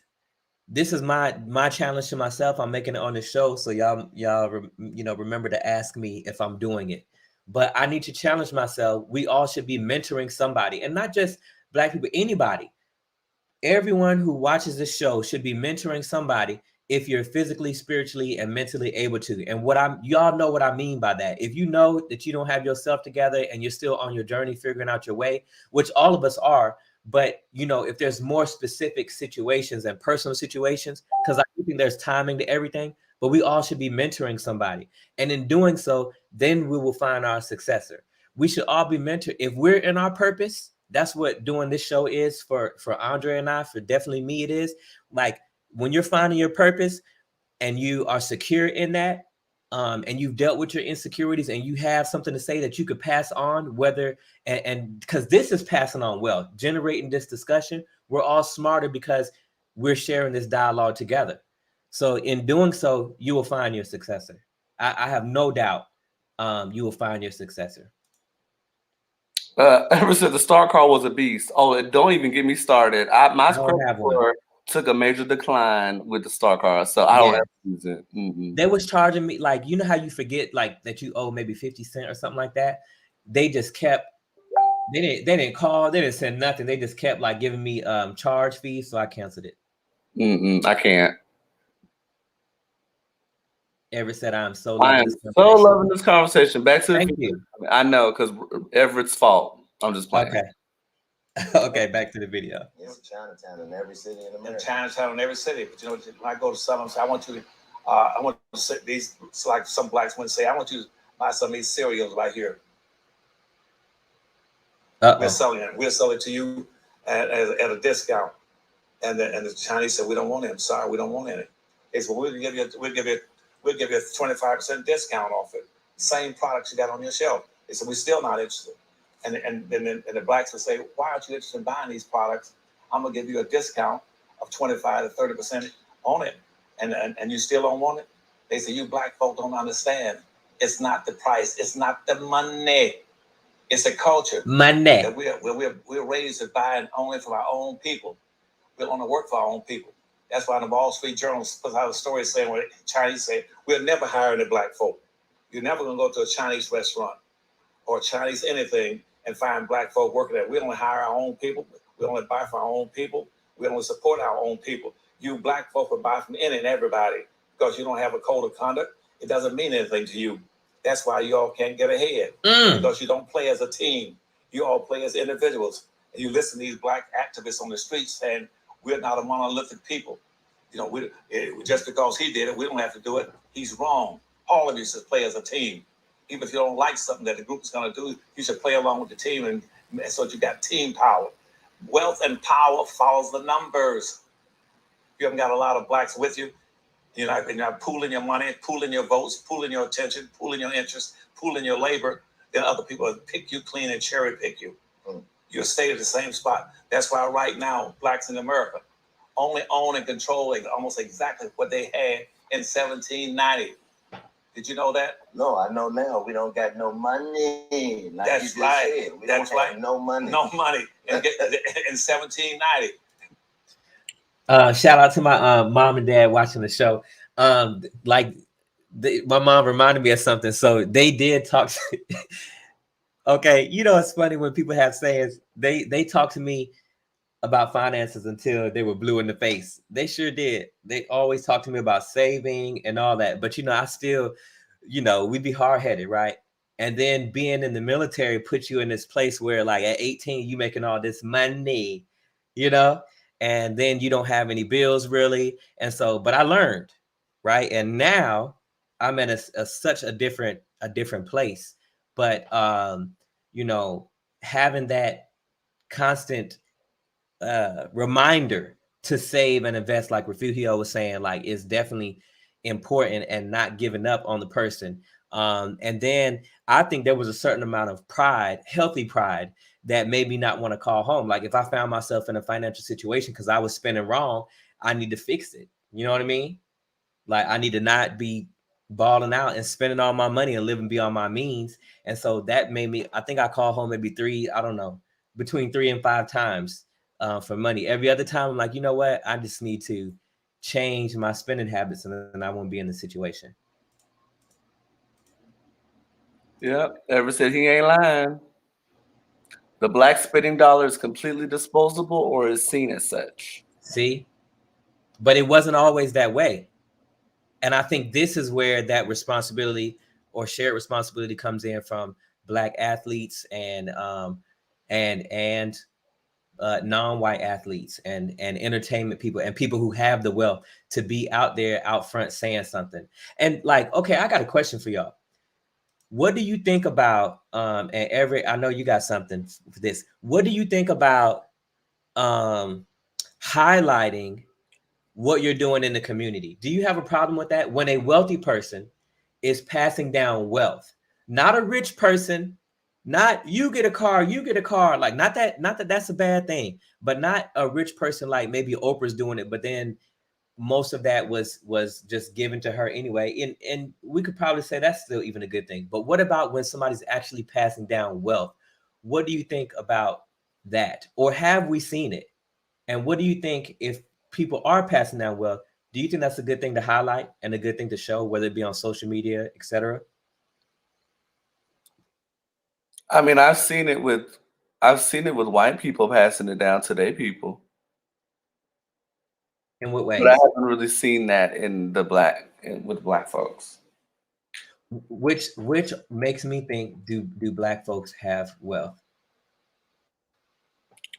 Well, I mean, he does reveal how many people, the percentile of black and brown people that have wealth. Mm-hmm. And it's a very small percentage, but I don't want to give that away. Mm-hmm. But to answer your question, I feel like well, it hasn't really happened fully yet, but I feel that it will happen, is the Kardashians. Mm-hmm. I feel that with the Kardashians, I know that Kim and Khloe and Kourtney and Kylie, because Kendall doesn't have kids, I feel that they're going to pass down their wealth to them. Well, I think one thing we can, whether we like the family, we ain't talking about what they do, what they don't do, or whatever, but just from a wealth standpoint, I think what their family, that's wealth in their family, and they do things like Kim Kardashian be showing up for, you know, certain kind of like things to help people in the public and all that. But I think family wise, they have been passing down wealth. And maybe they got that from their dad. I'm not sure. Ever said that has become a look at what I'm doing instead of doing it for the right reasons. We are about making sure we get the credit for doing something. Sorry. Yeah, and I hear that too, and that's why I said, like, you know, I don't know if. Well, I'm really speaking about the Kardashians. I don't know if the whole passing down is to doing it to look at what I'm doing. I don't think, because that's in terms of the family. I was speaking more of, I see the Kardashians passing down their wealth to their kids, and then their kids creating a brand for themselves and continuing that. I'm really not talking about the whole look what I'm doing. I'm not talking about that part, because because I don't want to. I'm not going to bash Kim Kardashian. At the end of the day, no, I don't think it was. I don't think. No, I'm just saying to Everett, and regardless to what the motive behind what they're doing, they're still making a change. So even though it could be Kim doing the look at what I'm doing thing with getting people clemency and all that stuff, that Thank you. That could be a look at what I'm doing thing, but at the end of the day, it is helping somebody. So we don't know the motives because I don't know Kim personally, so I do not know her motive. I think people are going to say that because Kim is a white woman, and and they're going to do it. They're going to say that. I don't know Kim's motive. I mean, at the end of the day, I can't bash her because at the end of the day, she has helped some individuals in the Black community. She ain't even Black. So, I mean, I have to give credit where credit is due, regardless of the motive. In that regard, but I'm talking about as far as the passing down. I mean, I think that's internal to the Kardashian Jenner tribe, you know. Ever since I was talking about family, but I was talking about when Black people do something on social media. Oh, you're talking about Black people? Yeah. Well, yeah, because I wonder. I'm trying to think. But Black people. Because I'm trying to think. I'm gonna be hyper vigilant on finding when Black folks have passed down wealth. Because to my mind right now, I can't think of anything. I can't either. I could think of an example though, like if Tyler Perry passed down Tyler Perry Studios to someone, to his child. But I also think that for the Black community, passing down wealth to your family is not enough. Like Tyler Perry, like if Kanye West or Jay-Z leave their wealth to their kids, to me, I almost think that's not enough, because like that's not how the white community has their wealth. Like we got to find a way, like to find a way to catch up. If what they're doing, if they pass down their wealth and their wealth is creating jobs, then I think that's enough. But we need to get to the point to where we're creating jobs, and when I say jobs, businesses that then produce other jobs at the same time. You know what I mean? Not just jobs, because we can get jobs anywhere, but creating ownership. You know what I mean? Creating revenue, different channels of income that the community can prosper over. Which, guess what? Which really is what the church is supposed to be doing, right? Pooling the resources together, meeting the needs of the community, so then the community can all come up together. Yeah, ever since if the motives need to be shown on social media, then she is still looking for the likes. I get it. I get that. Not just Black people, but what? Yeah, I mean, that is true too. Because so then what about the folks that don't say nothing that we don't know about though? So because I know for sure, and I know Brandon, you don't care for her, but I'm gonna say it. Beyonce, there's a lot of behind the scenes stuff that we don't know about. There's a lot of giving that Beyonce's done that's not publicized. So to Everett's point, that does make sense because Kim does announce what she's doing, but there have been things that she hasn't announced either. There's probably clemency being given to more people than just the one person that she's given to. So that's why I said I don't want to completely bat like. The motive, because she could be doing it for both. She could be literally doing it for the attention and also doing it from the heart. She could be doing it for both. She literally could be doing it for both reasons, to get notoriety and because she literally wanted to do that. I don't feel people do things only for a like. Yeah. What if too, the fact that it's not the norm to see non-whites pass on wealth, right? Because we're learning that a lot of non-whites don't have that wealth to pass on. They have riches, but maybe that isn't the case, because like now, like I asked that because look how critical we are of our own, which he kind of talks about. But I think there is that shows that within us, there is a responsibility that we feel that Black folks who have ascended to and non-whites who have ascended to a place of influence have a responsibility to reach back and change their community. Because guess what? And there's nothing wrong with that. And to me, I think that that's not a hookup. I think that's a responsibility from a spiritual aspect and a financial aspect. Because think about it. You're a Black billionaire. How much, have you seen those videos that show how much $1 billion is, like when they use like rice kernels? Uh-huh. We can't even ascertain how much money that really is. Oh, ever said then we should never hear about it then if they are not doing it only for the like. I disagree, I Everett. I disagree think with that's that. why I asked. I disagree with that too. I Yeah, disagree. I think that we need to highlight it to normalize it. Yes. And we need to highlight it to normalize it to where it is what people do, and to show that Black folks not only are rich, and that non-whites not only are rich, but we are passing down wealth, and there is that code, because everyone else has that code, as you hear Dr. Claud Anderson talking about. And Black folks want to do everything for the hookup, not all, but there's the hookup idea, but the hookup idea plays in both ways. Like, oh, I'm not going to buy from this Black person because I can get this particular item or commodity at a cheaper rate from this Asian person. Well, if we don't pool our money together and find a way to equal trade and do business that way, then we're never going to ascend. And that's what he's saying.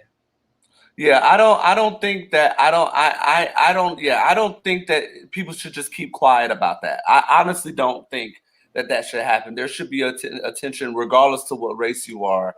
I feel that it should be brought because that can inspire somebody else to do the same thing. Yes. And then that's a trickle effect of that same thing happening. So like I said, I can't question anyone's motive on giving. I can't. Like, that's not my place to do that because the media can skew somebody's image so much, So unless I know them personally, I cannot be sitting here trying to figure out what somebody's motive is. But the fact that it's happening, I feel that should be addressed. I feel that should be put on notice. Yeah. Yeah. Everett says, okay, I can see that. To normalize it, I can concede that 100%. Thanks. You don't have to concede. You don't have to concede. I just think that we need to normalize it. We need to highlight it, and then we will in turn become less critical of people who are actually doing things in the community. And I think that those people who are doing things behind the scenes need to bring that to the forefront to normalize it. Because think about it. We have to normalize because she's afraid, because Beyonce's afraid. I'm not saying I know her, but this is just my assumption. I feel that Beyonce's afraid to publicize it because she'll get ridiculed either way. They're like, oh, she just so for her, she's probably like, well, I don't want to advertise that I'm doing it because I'm doing it from my heart. I don't need to say anything. So it's kind of like you're damned if you do, damned if you don't. So that's the reason why it's like. Yes. And I think I would admonish them to take that risk because it will mean so much more. And it will change, I believe, the Black community, even including in the church, some idea that we have a shared responsibility to the community, not just to get like me, not just like that, but like a shared responsibility to the community that we all grow, and that this is what you should do when you have money. Oh, I don't think I finished my point earlier when I was talking about the VH1 thing. After Hurricane Katrina, remember VH1, how they used to put the bubbles up on the videos that you're watching? So within that kind of idea, I was watching this video, and it had all these celebrities on there, and it had Kelly Rowland. I mean, every A-list, B-list, Kevin Hart, all these people. And what it did was it put their net worth as a bubble beside their head. And it was crazy because they're asking you to donate $5, 50 cents, whatever you can do. And it just put this thought in my head, how much are they donating? Wait, would they approve that their networks just show on top of their head though? They was okay with it? No. So this was a video that somebody edited. Oh, they want that. Yeah, and they were highlighting how just crazy it looked. But it was a sight to see that I will never forget, because it just made me realize, dang, y'all are rich, but you're not using you're not turning your riches into wealth to then enrich the community. So you're here asking poor people, right? Poor, meaning less than them, who don't have $1 million net worth at least, to donate $50 or $5 or 50 cents. But I'm like, what if y'all just donated it all? And a lot of these were, non-white celebrities. It was just crazy. Ever since when I'm enlightened, I admit it. Okay, we enlightened Hey, for the first time. Okay. right? Thank you. Blacks, you had about 800,000 blacks in the United States. And at that same time, and out of the percentage of whites, you had about 1.3 million whites in the country. And out of that, guess what? And what whites were picking up control on everything from land and resources and privileges and all these rights and everything. The black slaves, what they owned and controlled was 0.1163. That means there was less than just barely over 1%. And guess what? That was in 1790. Now you're up here now. I can bring you up to about 1880, 1890. And guess what? Black folk now have worked our way up from 0.1. That's up to about 189. You're still less than 2%. You own less than 2% of the richest nation on the earth. Well, and guess what? Here's the last final point. And get off this point. What you have in America that decides your opportunities is what you own and control through capitalism. It's not social integration. It's not civil rights. Those things can't do anything to help you. There's no power in civil rights. There's no power in social integration. Those two processes are weakening processes. It's what you own and control that will determine your opportunities. If you don't, Is he not dropping some stuff right there? Ooh. And then I ain't gonna comment on that, but I'll wait. Is it their responsibility to completely take in that burden, or should everyone have a dog in the fight? Everyone should have a dog in the fight, and I think that just like any movement, though, you got to have your pillars. I intentionally didn't want to use the word leader, because I think about social movements in recent times, and like I want to highlight what was happening in was that Taiwan? Not Taiwan. Was it Taiwan? It's fleeting me right now. But they had their movement, which was pushing back against China. I think that is Taiwan. I think it is Taiwan. Yeah, like their social movement and how they were trying to be more democratic and stuff. Like how all of their tactics, everyone was on the same line. And they talked about how one of the ways they were successful is they didn't have a specific leader. So if everyone has that shared responsibility, but you got to have your pillars within it. So I'm sure that they didn't have one appointed leader, but they had people who were like, I guess for lack of better terms, like the deacons. We're all shaping our narrative and the things that we are about, but we're open to the movement, even if we don't necessarily agree with each other's efforts. That's what he was talking about earlier, right? That's what the Democrats and the Republicans did. See, but I wish they would do. But anyway, and I guess Republicans seem to do it pretty well. I mean, anything Trump said. No, I'm talking about Republicans with Democrats working together. Yes. And have you noticed? I think they do work together. Have you noticed though? It seems like they work together when the Democrats want to concede on something. They talk about, drafting something that's bipartisan, but at the end of the day, it's always a tug of war to get us as Americans to accept less than what they initially promised us. Like, oh, this is all we can get done. You know what I mean? Oh, this is all we could get passed. We had to work across the aisle, and this is going to cut child poverty in half. Like, oh my gosh, we're supposed to dance about cutting child poverty in half. Like the richest nation in the world, right? Maybe that's the key. The richest nation in the world. I don't want to go too off key because we could talk about another 20 minutes. I won't. I'm just making some, quick, maybe the richest nation in the world, but maybe the fact is that we're not the wealthiest nation because that wealth is only controlled by a certain few. Everett is a mess. Oh, Everett said, thank you for not using the word leader, but what he just said is funny. Look at Brandon's growth using church titles deacons when we all know how he feels about the church.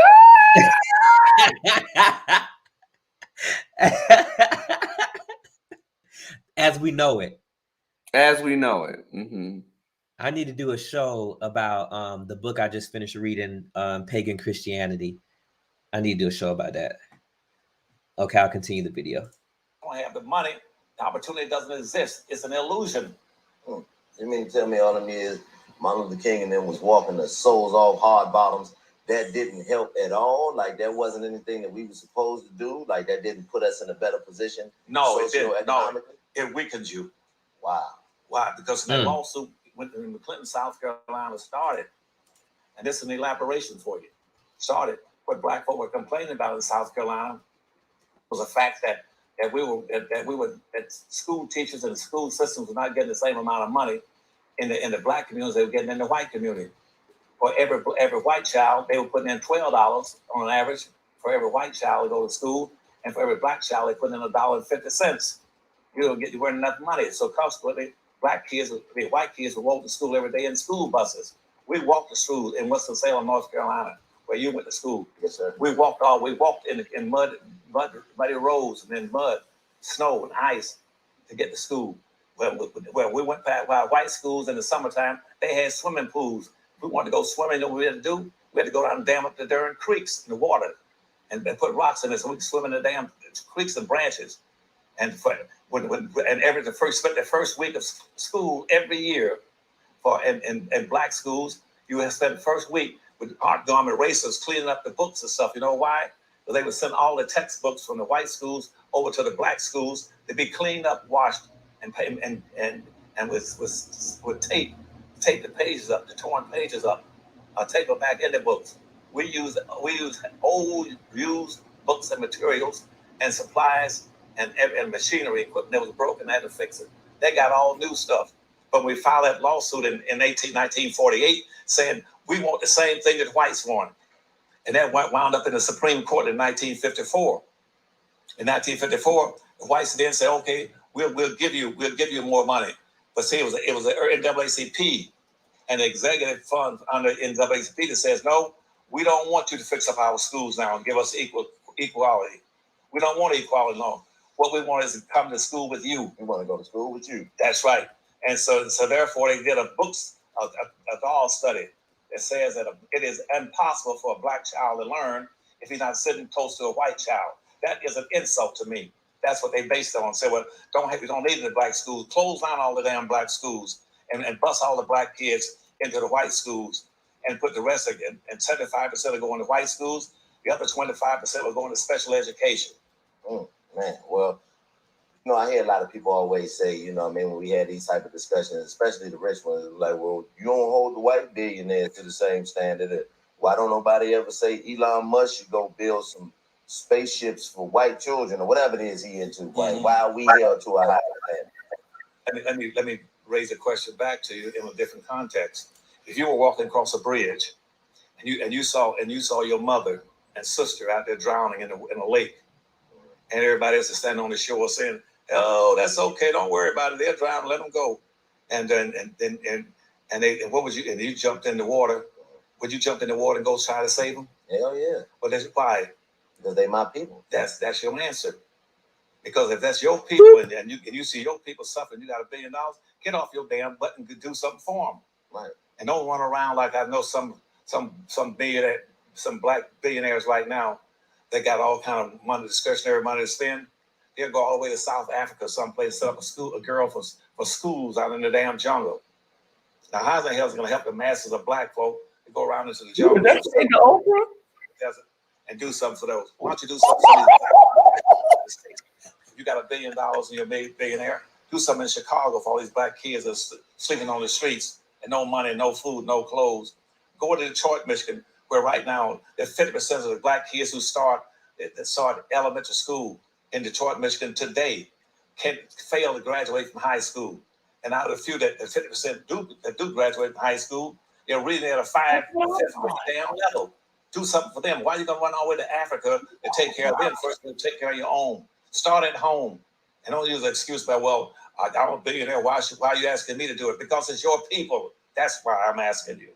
See, right now, because of the maldistribution of resources that came up in the 70s, as I told you, in the 1700s by slavery, where 99% of everything of value was transferred into the white society, into their communities, their schools, their churches, into their businesses. And so consequently, that everything the whites want is in their community. There's nothing in the black community. It's abandoned, raw. and deprived. And consequently, if I were in a given hospital, if you had a black child born here and a white child born in that same hospital at exactly the same time, you know what would happen then? What's that? That means that the white child would have everything he needs at birth. Because in his community, in his church, in his school, in his family, in his trust account, in his inheritance, in his will. But now the black kid was born, come out having to fill out a W-2. It's That's crazy. right. Immediately. That's right, because see, in the black community, things that black folk have been forced to indulge in and to be pursuing and marching for and demonstrating, as you say, wearing out shoe leather. You know what they were demonstrating for more public housing, for jobs, for welfare, food stamps, public and public housing and anything that you cannot measure. And the black kid cannot inherit. A black kid can't inherit food stamps and welfare. I wish we could, though, Dr. Claud. I ain't gonna lie. I know that's not a good private perspective. But you can't Ooh, inherit. I wish I could inherit some food stamps, boy. So, what comments you got? So, look, this is what I was thinking right now. That's the problem when we have in the military, they call it single points of failure. In other words, if somebody isn't like basically if that person doesn't do the job, then everyone else doesn't matter. Like in America, MLK is highlighted, but there were plenty of other civil rights leaders. Maybe he was a very prominent one, but there were other prominent ones as well. And I think this is what happens because even, you know, how in the black community, people are pitted against one another, whether that be Malcolm X and MLK, right? As if the two ideologies can't coexist together. If we're trying to, and this is what I think Dr. Claud Anderson was talking about with the unity piece, if the end result is the empowerment of our community, it shouldn't matter the methods in which you take to get there. Because Malcolm X was labeled radical, but so was Martin Luther King, whose ideologies were nonviolent. You know, he took a more nonviolent approach. You see what I'm saying? So when we have like this idea that one leader is going to, you know, do it all, then we kind of miss out on each other's wisdom and knowledge on getting the job done of in uplifting and empowering our community. That was me to you. I know. No. That water jug was big, friend. I was like, Jesus. I say, this is my buddy. So now I will say this. I brought up Oprah because I did not catch that. Ever said once again he ain't lying. I brought up Oprah because I didn't catch it last night when I watched it. I was like, oh, he's talking about Oprah because Oprah was the one that was starting all that stuff in Africa with the African women and all that stuff. But they weren't from the U.S. She went out the country to help those individuals over there in those other countries. Mm-hmm. So I did. He was low key talking about Oprah, so I was just blown away by the fact that he was talking about Oprah a little indirectly. So, yeah. Not putting her money where it should go. And Ever said put them against each other. And this is what I said. We don't have to read this out loud. Look, this is what I said. Ooh. But so I think so that goes back to that responsibility piece, and let's face it, not every person is competent or fit for everything. So not necessarily does the person see. This is what part we could I have a challenge to Beyonce. So what Beyonce could do is, or these other black celebrities could create these foundations and they just run the foundation, and many of them do. But I'm saying if they wanted to highlight it, then they could have a person to run that foundation for them. That's sort of what I mean about successor, you know, having a successor as well. Like you can't tell me John Lewis couldn't find a blackity black. Can I say that? He could. You can't tell me he could have found a black person to be his successor and continue on the civil rights, because clearly civil rights, it depends on what state you in. It's not permanent. And it depends on what day the justice system wants to fall, if you're going to have any rights or not. Can you imagine if he gave that to you, though? That would have been like, whew. See? And I met him too. Man. Huh? I said, you done met the man. I did. Ever said, can they help Black Americans? Are they allowed to? See, that's what I wonder. I really wonder about that. And I really wonder about some things that maybe, to give a little grace to. I'm not sure how many death threats they receive for trying to uplift and empower the Black community. And I feel like you're shunned if you are that type of person. And you're probably not going to make as much money. But that's why I say, we need our Moseses if we're ever going to rise up, and get out of the slavery mentality. Leave the beehive alone. It is spelled B-E-Y, not B-E-E, but yes. I ain't worried about no beehive because I'm actually a fan of Beyonce. So I can talk about Beyonce. Okay. Well, I mean, I don't know about Brandon, but I'm talking about me. I'm a fan. I do like Beyonce. So so yeah, beehive, B-E-Y-H-I-V-E. Thank you. All right.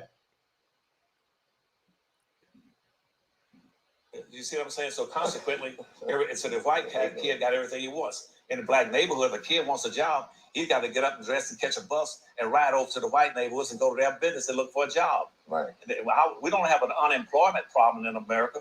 We have a joblessness problem because everybody gets into a public office. What he wants to do is give Black folks a job. A job ain't even worth a damn.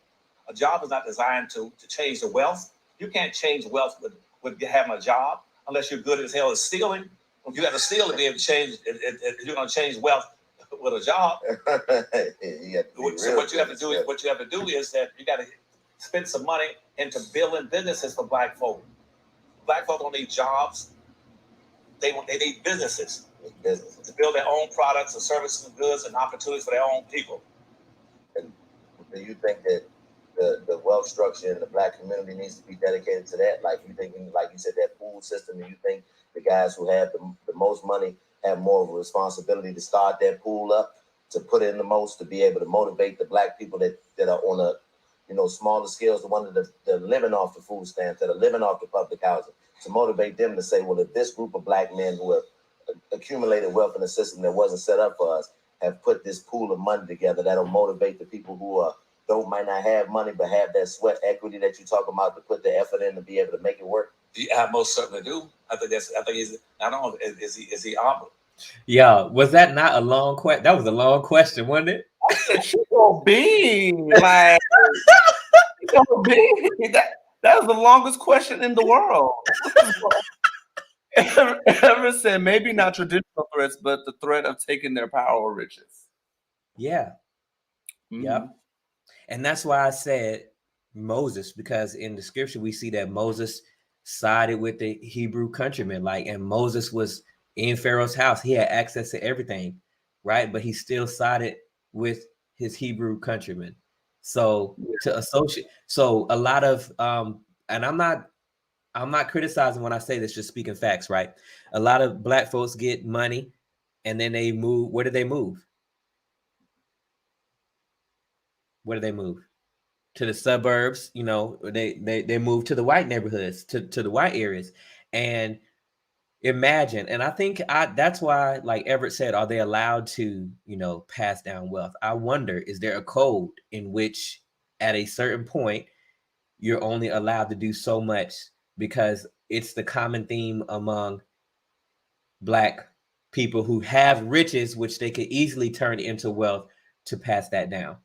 Because guess what? You can turn riches into wealth, because if you have millions of dollars, then you could start, a company, and you don't have to be the head of that company, but hire somebody to run that company, which then would turn into a wealth generating business. Hire somebody that's Black. Thank you. Thank you. Not somebody white. No shade. Yeah. Hey, white people. Right. No shade. Just saying. Shade. Is he obligated? But it should be a mandatory thing for him to do. Because see all these other groups, they look out for each other. My Jewish friends, they do? They look out for each other. They make sure that every time they go into a business, they put in 10%, everybody put in 10%. But all Jews get profit from it. And they all share and care and take care of each other. Black folk don't have a code of conduct. What's your code of conduct? It's not that we work together and pull together and live together and build schools together and have a special curriculum just for our children. Our curriculum is our goal is do your own thing. Well, you know what's so crazy, Dr. Claude? We do have a code of ethics, but it's usually based in negativity. Like, you know, in these communities where we come from, we won't talk to the police. You know what I mean? That's a code of conduct, and you know what I mean. It's based in negativity. So I feel like if we can switch the negative aspects of the things that we come together for, then I think we might be able to make some progress. That's right. But the question is for our people, why in the hell do you keep hiring non-blacks in your neighborhood as policemen? And then you talk about them shooting you. Hell, about a police, you give me a gun, give me a license, pay me a salary, give me a club, and that's how you do some crazy stuff. Hell, I would shoot you too. What do I owe you? Can you pause real quick? What they should be saying is that in your own communities, you go to a white community right now. I can take you right now. Some of the communities I raised up in. I want to say something about that comment, because that comment really struck me. And he didn't really say much on this, but you'll hear the rest because he kind of made not light of it, but he didn't really dig deep. But I started to kind of go into, like, you know, it is really interesting that, you know, I'm not saying that it would be, how can I say this in a way that it'll make sense? Because I know that the police force is predominantly white, right? But if you would change the race of the folks that are in the police force, could that potentially lessen the crime rate? Not saying that it would drastically, but I think it would help a little bit. Having more black people be within the police force. Because right now it's predominantly white. I'm not saying it will make a huge difference. I'm not saying that, because when you really think about it, what's going to happen is what's going to happen. But that comment there was just really powerful. But are the opportunities even given for those individuals to be police officers too? And how many black people do want to even be in the police force for that matter? Right. I think it would take a total rebranding. And I think specifically having, even if we're not going to have black folks as police officers, having people at the table when decisions are being made. But I do think, So more behind the scenes stuff. It could be black folks being police officers too. I just think that, you know, having it's such a low percentage. It's such a low percentage of black folks in the police force. Yeah. So low. I think that one of the ways maybe also too. So I put out the challenge to myself earlier and to everyone, like, you should, if you're a black man, I think you should be mentoring black youth. And I'm going to hold myself to that this year and figure out a way in which I can do that. And I pray that you do the same too. Another thing is be involved in your local community. It doesn't take long to be a community organizer. And I think if you're the type of person who is kind of like what we're talking about on this show, if you watch this show, then I think you are about uplifting and edifying people.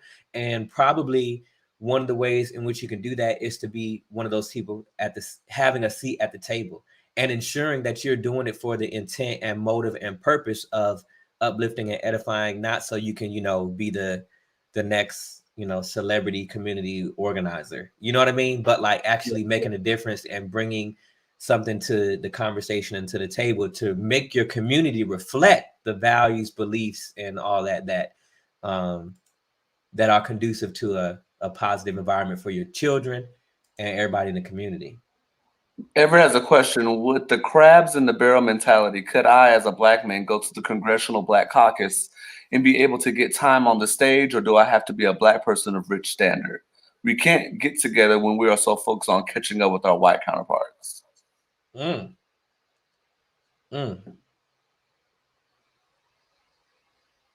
That's a very loaded question, which is, it's a great question. I guess the partial answer I can give to that is we have to internalize in our minds that we have a voice and we can just go up anywhere we want to go. So I think there's a lot of Black people that feel that they don't have a voice, but they do. Is how you utilize that voice. I believe that I can go to the Congressional Black Caucus and be able to go and be able to spout out what I feel needs to be said and say and mind you, they can tell me yes or no, but I should still be able to go anywhere I want to as a U.S. citizen and be able to say what I want to say. Is do I have the? I mean, now mind you, it does come into the point of, you know, do you have the networking and the abilities to network to get there? Yeah, and to get on that stage, yes. But me or you, Everett, should be able to go to the Congressional Black Caucus and request to get on stage. And or start your own, because now we got to do a show about the NAACP, Congressional Black Caucus, and like dive in, because I don't know enough about what they're doing. But to me, at first glance, they seem like they're holding up progress and not pushing the needle forward anymore. You know what I mean? They seem to be like, the last I heard in the public or in the media is that they are criticizers rather than pushing the needle forward, by not, you know, having a unified voice. Everett said having a people at the table would be key, and I think that was to the other point that we were talking about, to the other conversation we were having, not this one. But I'll go further and say that not just a seat, but a voice. He asked me, he said, you say no. No, I'm saying yes. I do, yes. I believe that I can get the attention. I think the goal, though, in order for me to get the attention of the Congressional Black Caucus, is to ensure that what I'm saying is going to grab their attention. So I have to ensure that how I'm articulating my message to the Congressional Black Caucus grabs their attention. So yes, based on my educational background and based on how I can articulate the language, yes, I believe that I can do that. And I believe I can. Now, mind you, like I said earlier, it is kind of based on your network and who you know. Now, do I know someone that is close to the Congressional Black Caucus that can put a bug in their ear? Hey, there's Mr. Brooks that would like to have, mind you, I'm just trying to relay a message. Now, I believe I can do that. I mean, I feel that it's not as far-fetched as what most people believe, because when you're thinking about the Congressional Black Caucus, it is challenging to be able to voice what you feel to that high level of but I believe that it is possible. And I believe that if I really, really wanted to, yes, I can. Absolutely. Yeah, and I think if you couldn't, then I feel like we should definitely question the validity of these organizations. Because, like, what is it there for? Is it just to bring up? Is it just to bring up people who other people have deemed qualified? You know, is it just to bring up the doctor, the PhD? Is it just to have, you know, other Black rich folks talks amongst each other and share ideas, but really not change anything? Because I think if that's the situation, then we need to go around these organizations and navigate them. And I could already feel that, dang, I love that we're having this conversation too. I could already feel that this year is going to be about moving the needle forward in whatever way you can locally. So if you feel that, you know, it's the Most High has put it on you to go to the Black Caucus and talk to them, I think he's going to give you the strategy in which you should approach whatever your purpose is, whether that be because anybody can go to a lot of city councils have open mic night. Maybe it's not Congressional Black Caucus, but it's open mic at your local city Congress, because there's things that I think we're not doing, and until we try to affect the system, it's just going to be what it is.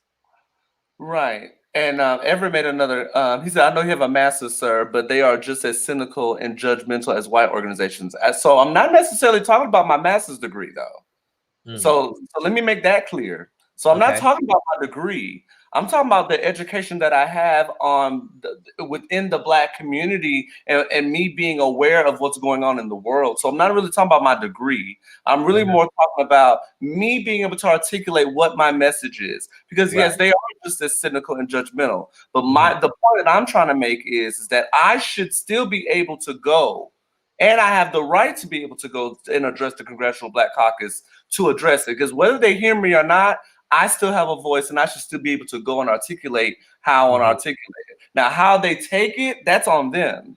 But I still I do believe that I can go and say what I need to say. Yeah, I agree with that too. And I think one of the biggest keys is people want to listen to somebody who's already bearing fruit. Not just, I think that speaks more volumes than a qualification.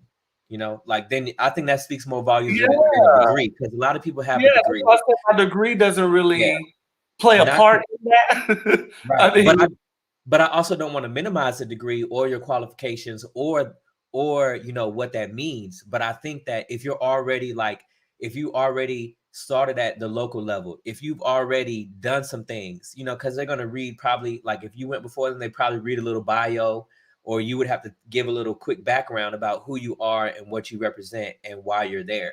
And if you have some, you know, some meat to give, people can be like, oh, okay, I don't know who this is, but I'm going to listen because of the validity of who he is, what he's saying, you know, like it kind of goes back to your point though, Brandon. It kind of goes back to what you said about the fact of those individuals that are in there. It kind of goes back to your point. It's something that you said that really resonated with me, because they may not, they're the Congressional Black Caucus, but like really when you think about them, like, are they really for us? Like, are they really for us? Because they're called the Congressional Black Caucus, but like, like what do they really stand for? And because you just said earlier, going around them may be the key instead of actually going to them. Right. Yep. Oh, he said, I meant your ability to articulate your message. Oh, well, I mean, oh, he tried to come for Andre 3000. No, I don't think he was coming for me, but I just wanted to make clear for everybody else. I know that he wasn't meaning in that way. I just wanted to make sure that the rest of you all knew that it wasn't necessarily about my degree itself. I know how to articulate regardless if I had a degree or not. But yes, I know you trying to disrespect me. I was just saying I don't want it tied to the fact that I have a master's degree. Right. Me, master's degree is just, I have education, fine. I'm talking about just me being Black and the experiences that I've been in and the knowledge I have based on what I know. So that's it. I'm not coming for 3,000. My bad. I became Andre 3000 in that moment. I'm sorry. I wasn't trying to go ham. I was just, that's all. I got one more point on that too. Like whoever you're talking to, a few years back, I learned, you know, I think there's certain people who have a gift. I think I have a gift of being able to communicate, but I learned that with that gift, right, there's a responsibility to articulate your message to the audience. Not, you already know what you want to say. Yes. Right? You already understand yourself, but to get somebody on the same page as you, or to be able to get somebody to understand you, you may have to describe it in a way that seems foreign to you, or a way that you wouldn't want to use. In other words, to communicate effectively, it's about the listener or the audience rather than you. Because if they can't effectively interpret what you're saying, then all your point is lost. So, for example, like in talking about controversial things like race or whatever, sometimes I have learned to be much less direct, but being much less direct is more powerful and more heard.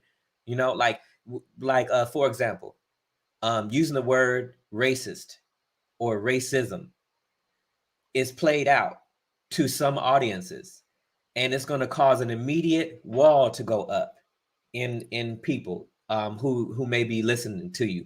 So to use a word like bigotry, or to use something like it appears to have a reference to being based on race, or you know what I mean, to use something like that is less, you know, because back in the day I used to feel like, no, I'm gonna say it how I'm gonna say it, and you need to, but I learned like, no, it's about the audience. So being able to properly articulate your message is based on the audience. So that's why I always pray before I'm, trying to have some type of conversations where I'm trying to convey something. Yeah, ever said because it was overused so much. Yep. And what's the Salem and all down through Virginia? Yes, sir. In all white communities. I lived in all white communities. Guess what? They're gonna hire all black police officers in their community and give them a gun and pay them a salary, be over white folk. Why do you keep putting other people over yourselves? They don't know why they shot your butt. Okay, well, with that being said, are there any black celebrities with money that you trust? Yes. Okay. One of us said, "I'll shoot." Ice Cube. Okay. I trust Ice Cube. He's got money. I can ask Ice Cube for something. I'm 9 times out of 10. I'm convinced he was providing me with it. Kanye West promised me stuff. He hadn't delivered on anything yet. Kanye West. So you and Benny Siegel, apparently. Yes, but see, my trust level there is real low, but with Ice Cube, it's real high. Okay. So Ice Cube and Kanye, that's it. All right. Why should we buy into a system that requires you to exploit others? Because this whole time we've been talking about capitalism, and it's just been exploitation. Why should we want to buy into a system that operates on those morals and principles?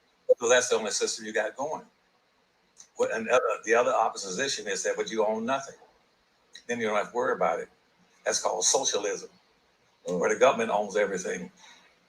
Then and the profit goes to the government. Yeah. See, if that were to happen, then black folk would become an island of socialism in an ocean of capitalism. See, for instance, Russia used to be a socialistic country. They're going capitalistic now. China was a socialistic country. They're going capitalistic now, where China, even when I was with President Carter, China was pretty much a backwards country at that time, way back in the 1960s, 1970s. But now they're a leading nation where we used to have to lend them money.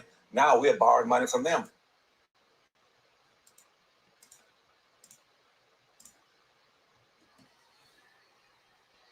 Oh, you on mute.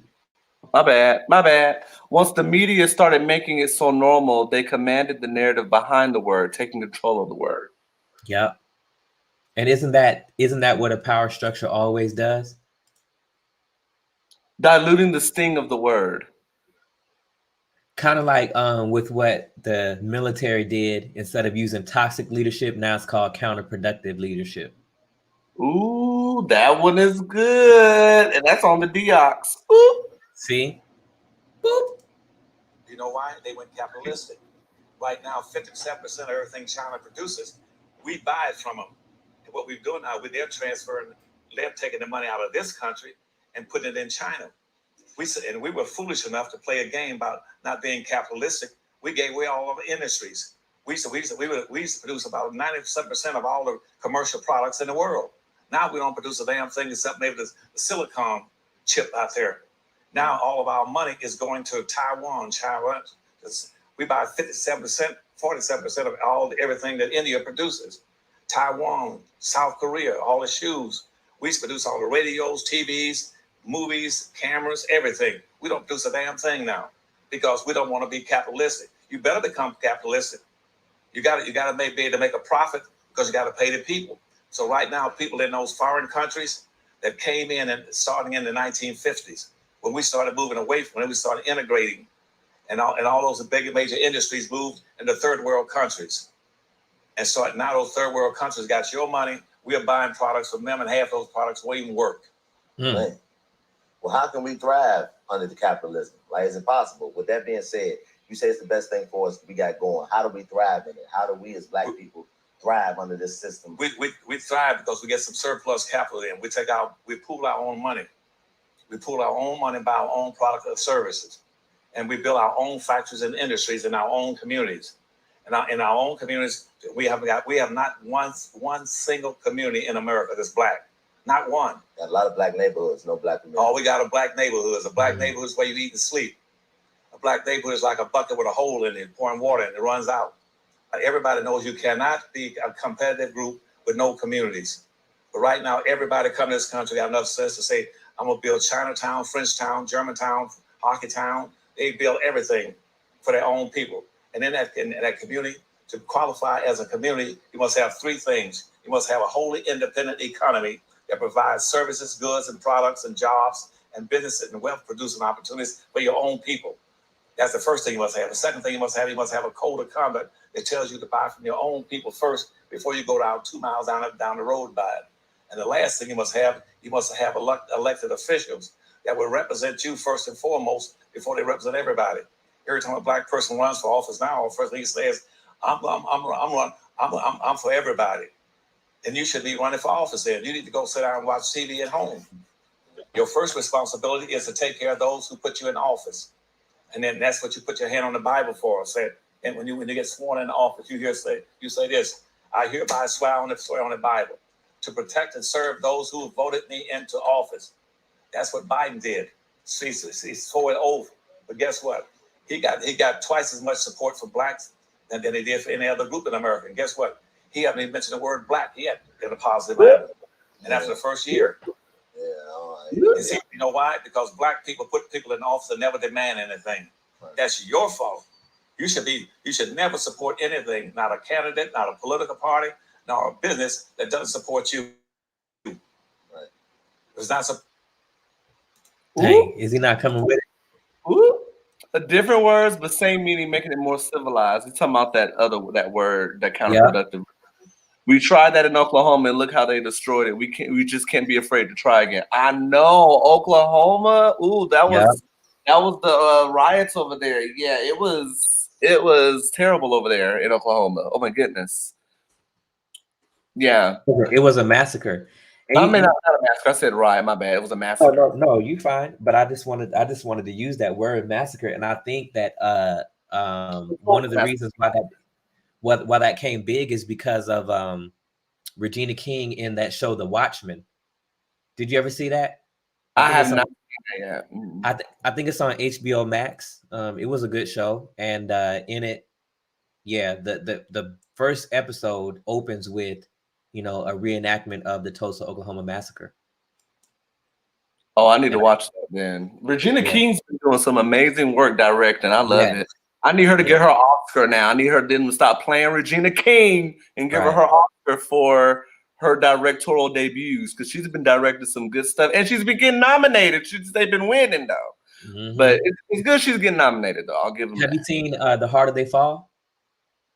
No, it's on Netflix. Yeah, she's in it. We ain't no nincompoops. You should watch it. Supporting you, don't support it. See, other groups won't do it. They will take care of their own people first and foremost.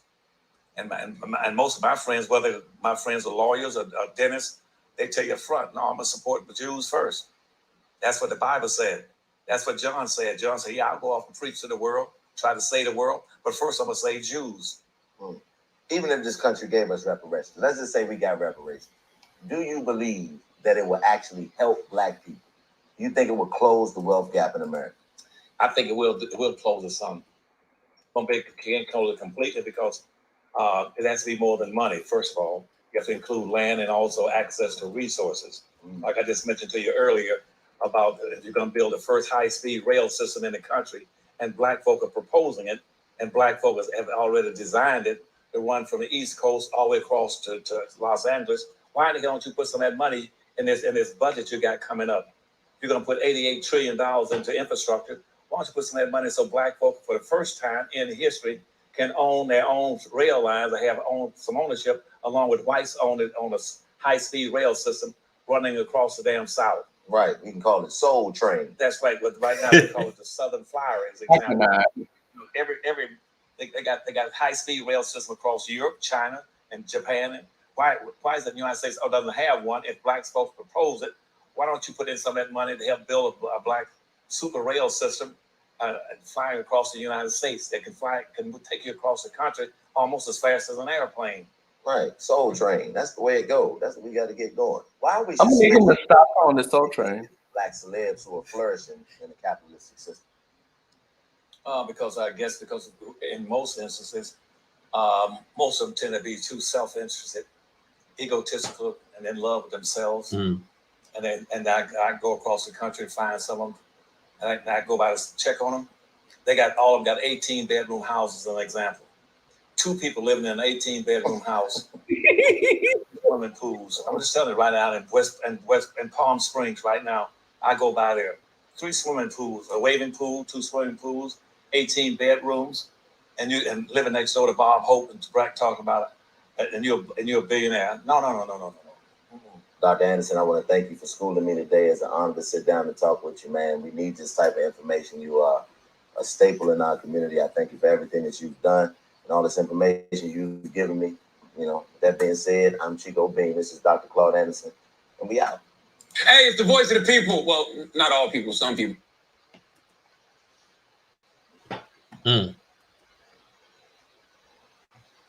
So what did you think? I want you to read Everett's comment, the last comment he made. He is first saying, he said, okay. So I didn't say this early. I didn't say this after that because the video was on, but I'm watching it tomorrow, Everett. So Martin Luther King Jr. Day tomorrow. I'm watching The Harder They Fall. So I will. Okay.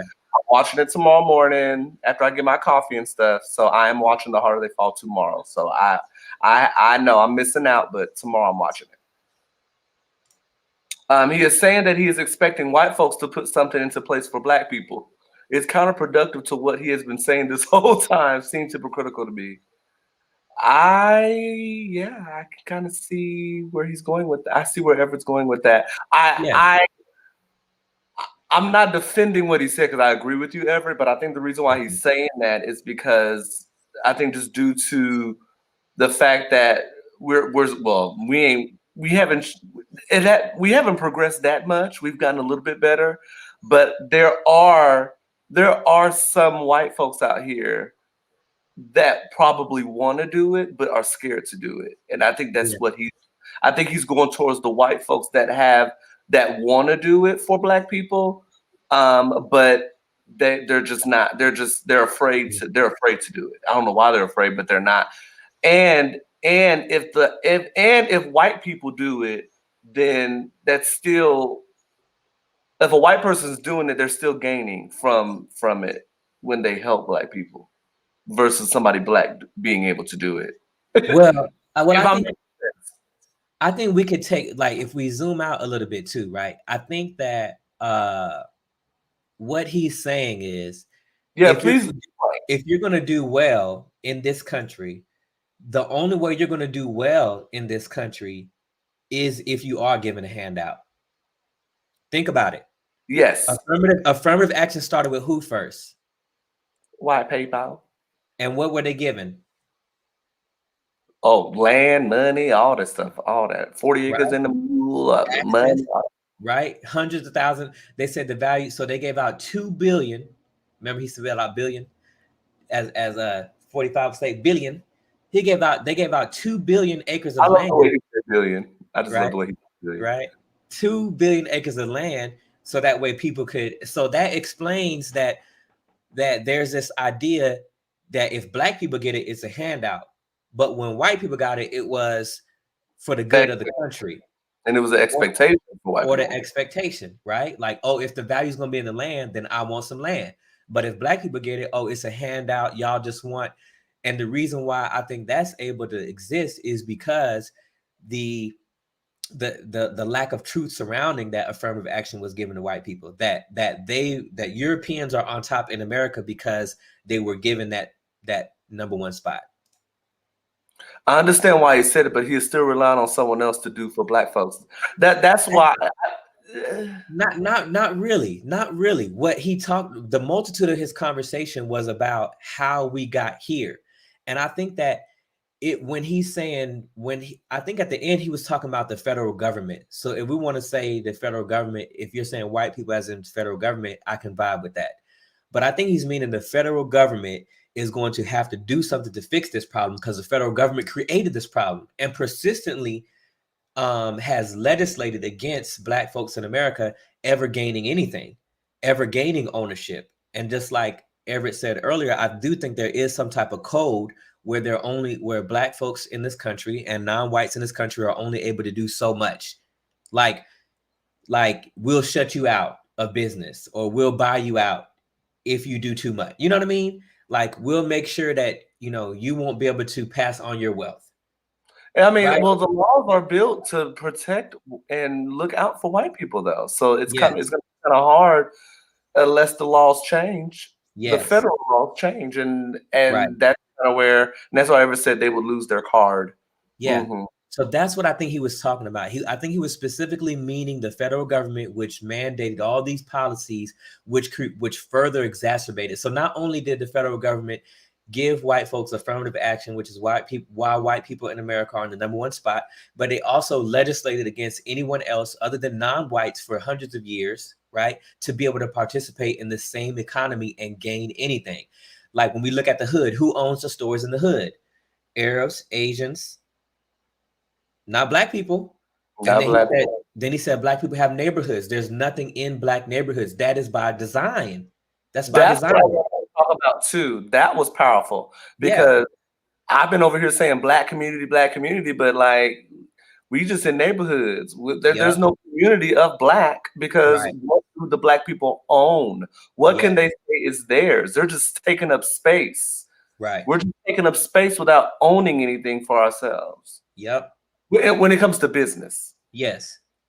Which is a real problem when we're talking about economic justice and when we're talking about growing and moving the needle on black wealth in one of the richest countries in the world. Like we are one of the only people who's been consistently legislated against. Everyone else in this country has gotten some form of reparations, right? Even with the anti-Asian American hate bill passed last year by Joe Biden, like there was money attached to that.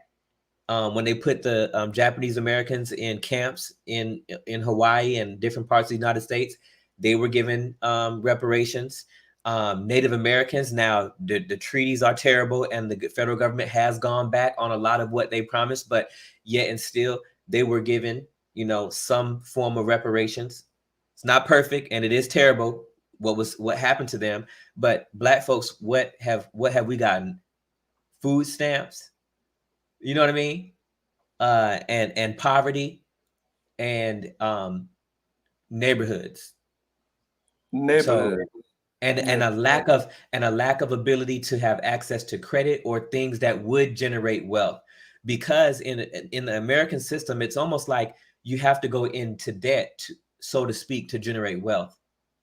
That's how people are generating wealth these days, right? Like that's how Uber, remember I talked about earlier, Uber can say, oh, we've been operating at a loss, but our company is valuated at $5 billion.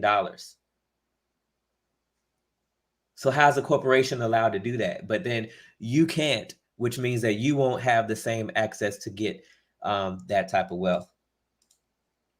So I appreciate everyone for tuning in. Thank you, Everett, Refugio. Who else commented?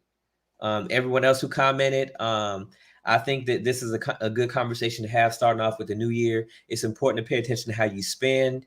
And I think because there is going to be probably a greater responsibility that we do help family and friends and the community, you know, like your extra resource. If you're a spiritual person, I truly believe that the resources that come unto us is not just for us, but I think, an abundance, right? People love the scriptures that talk about how the Most High is going to give you an abundance, more than enough.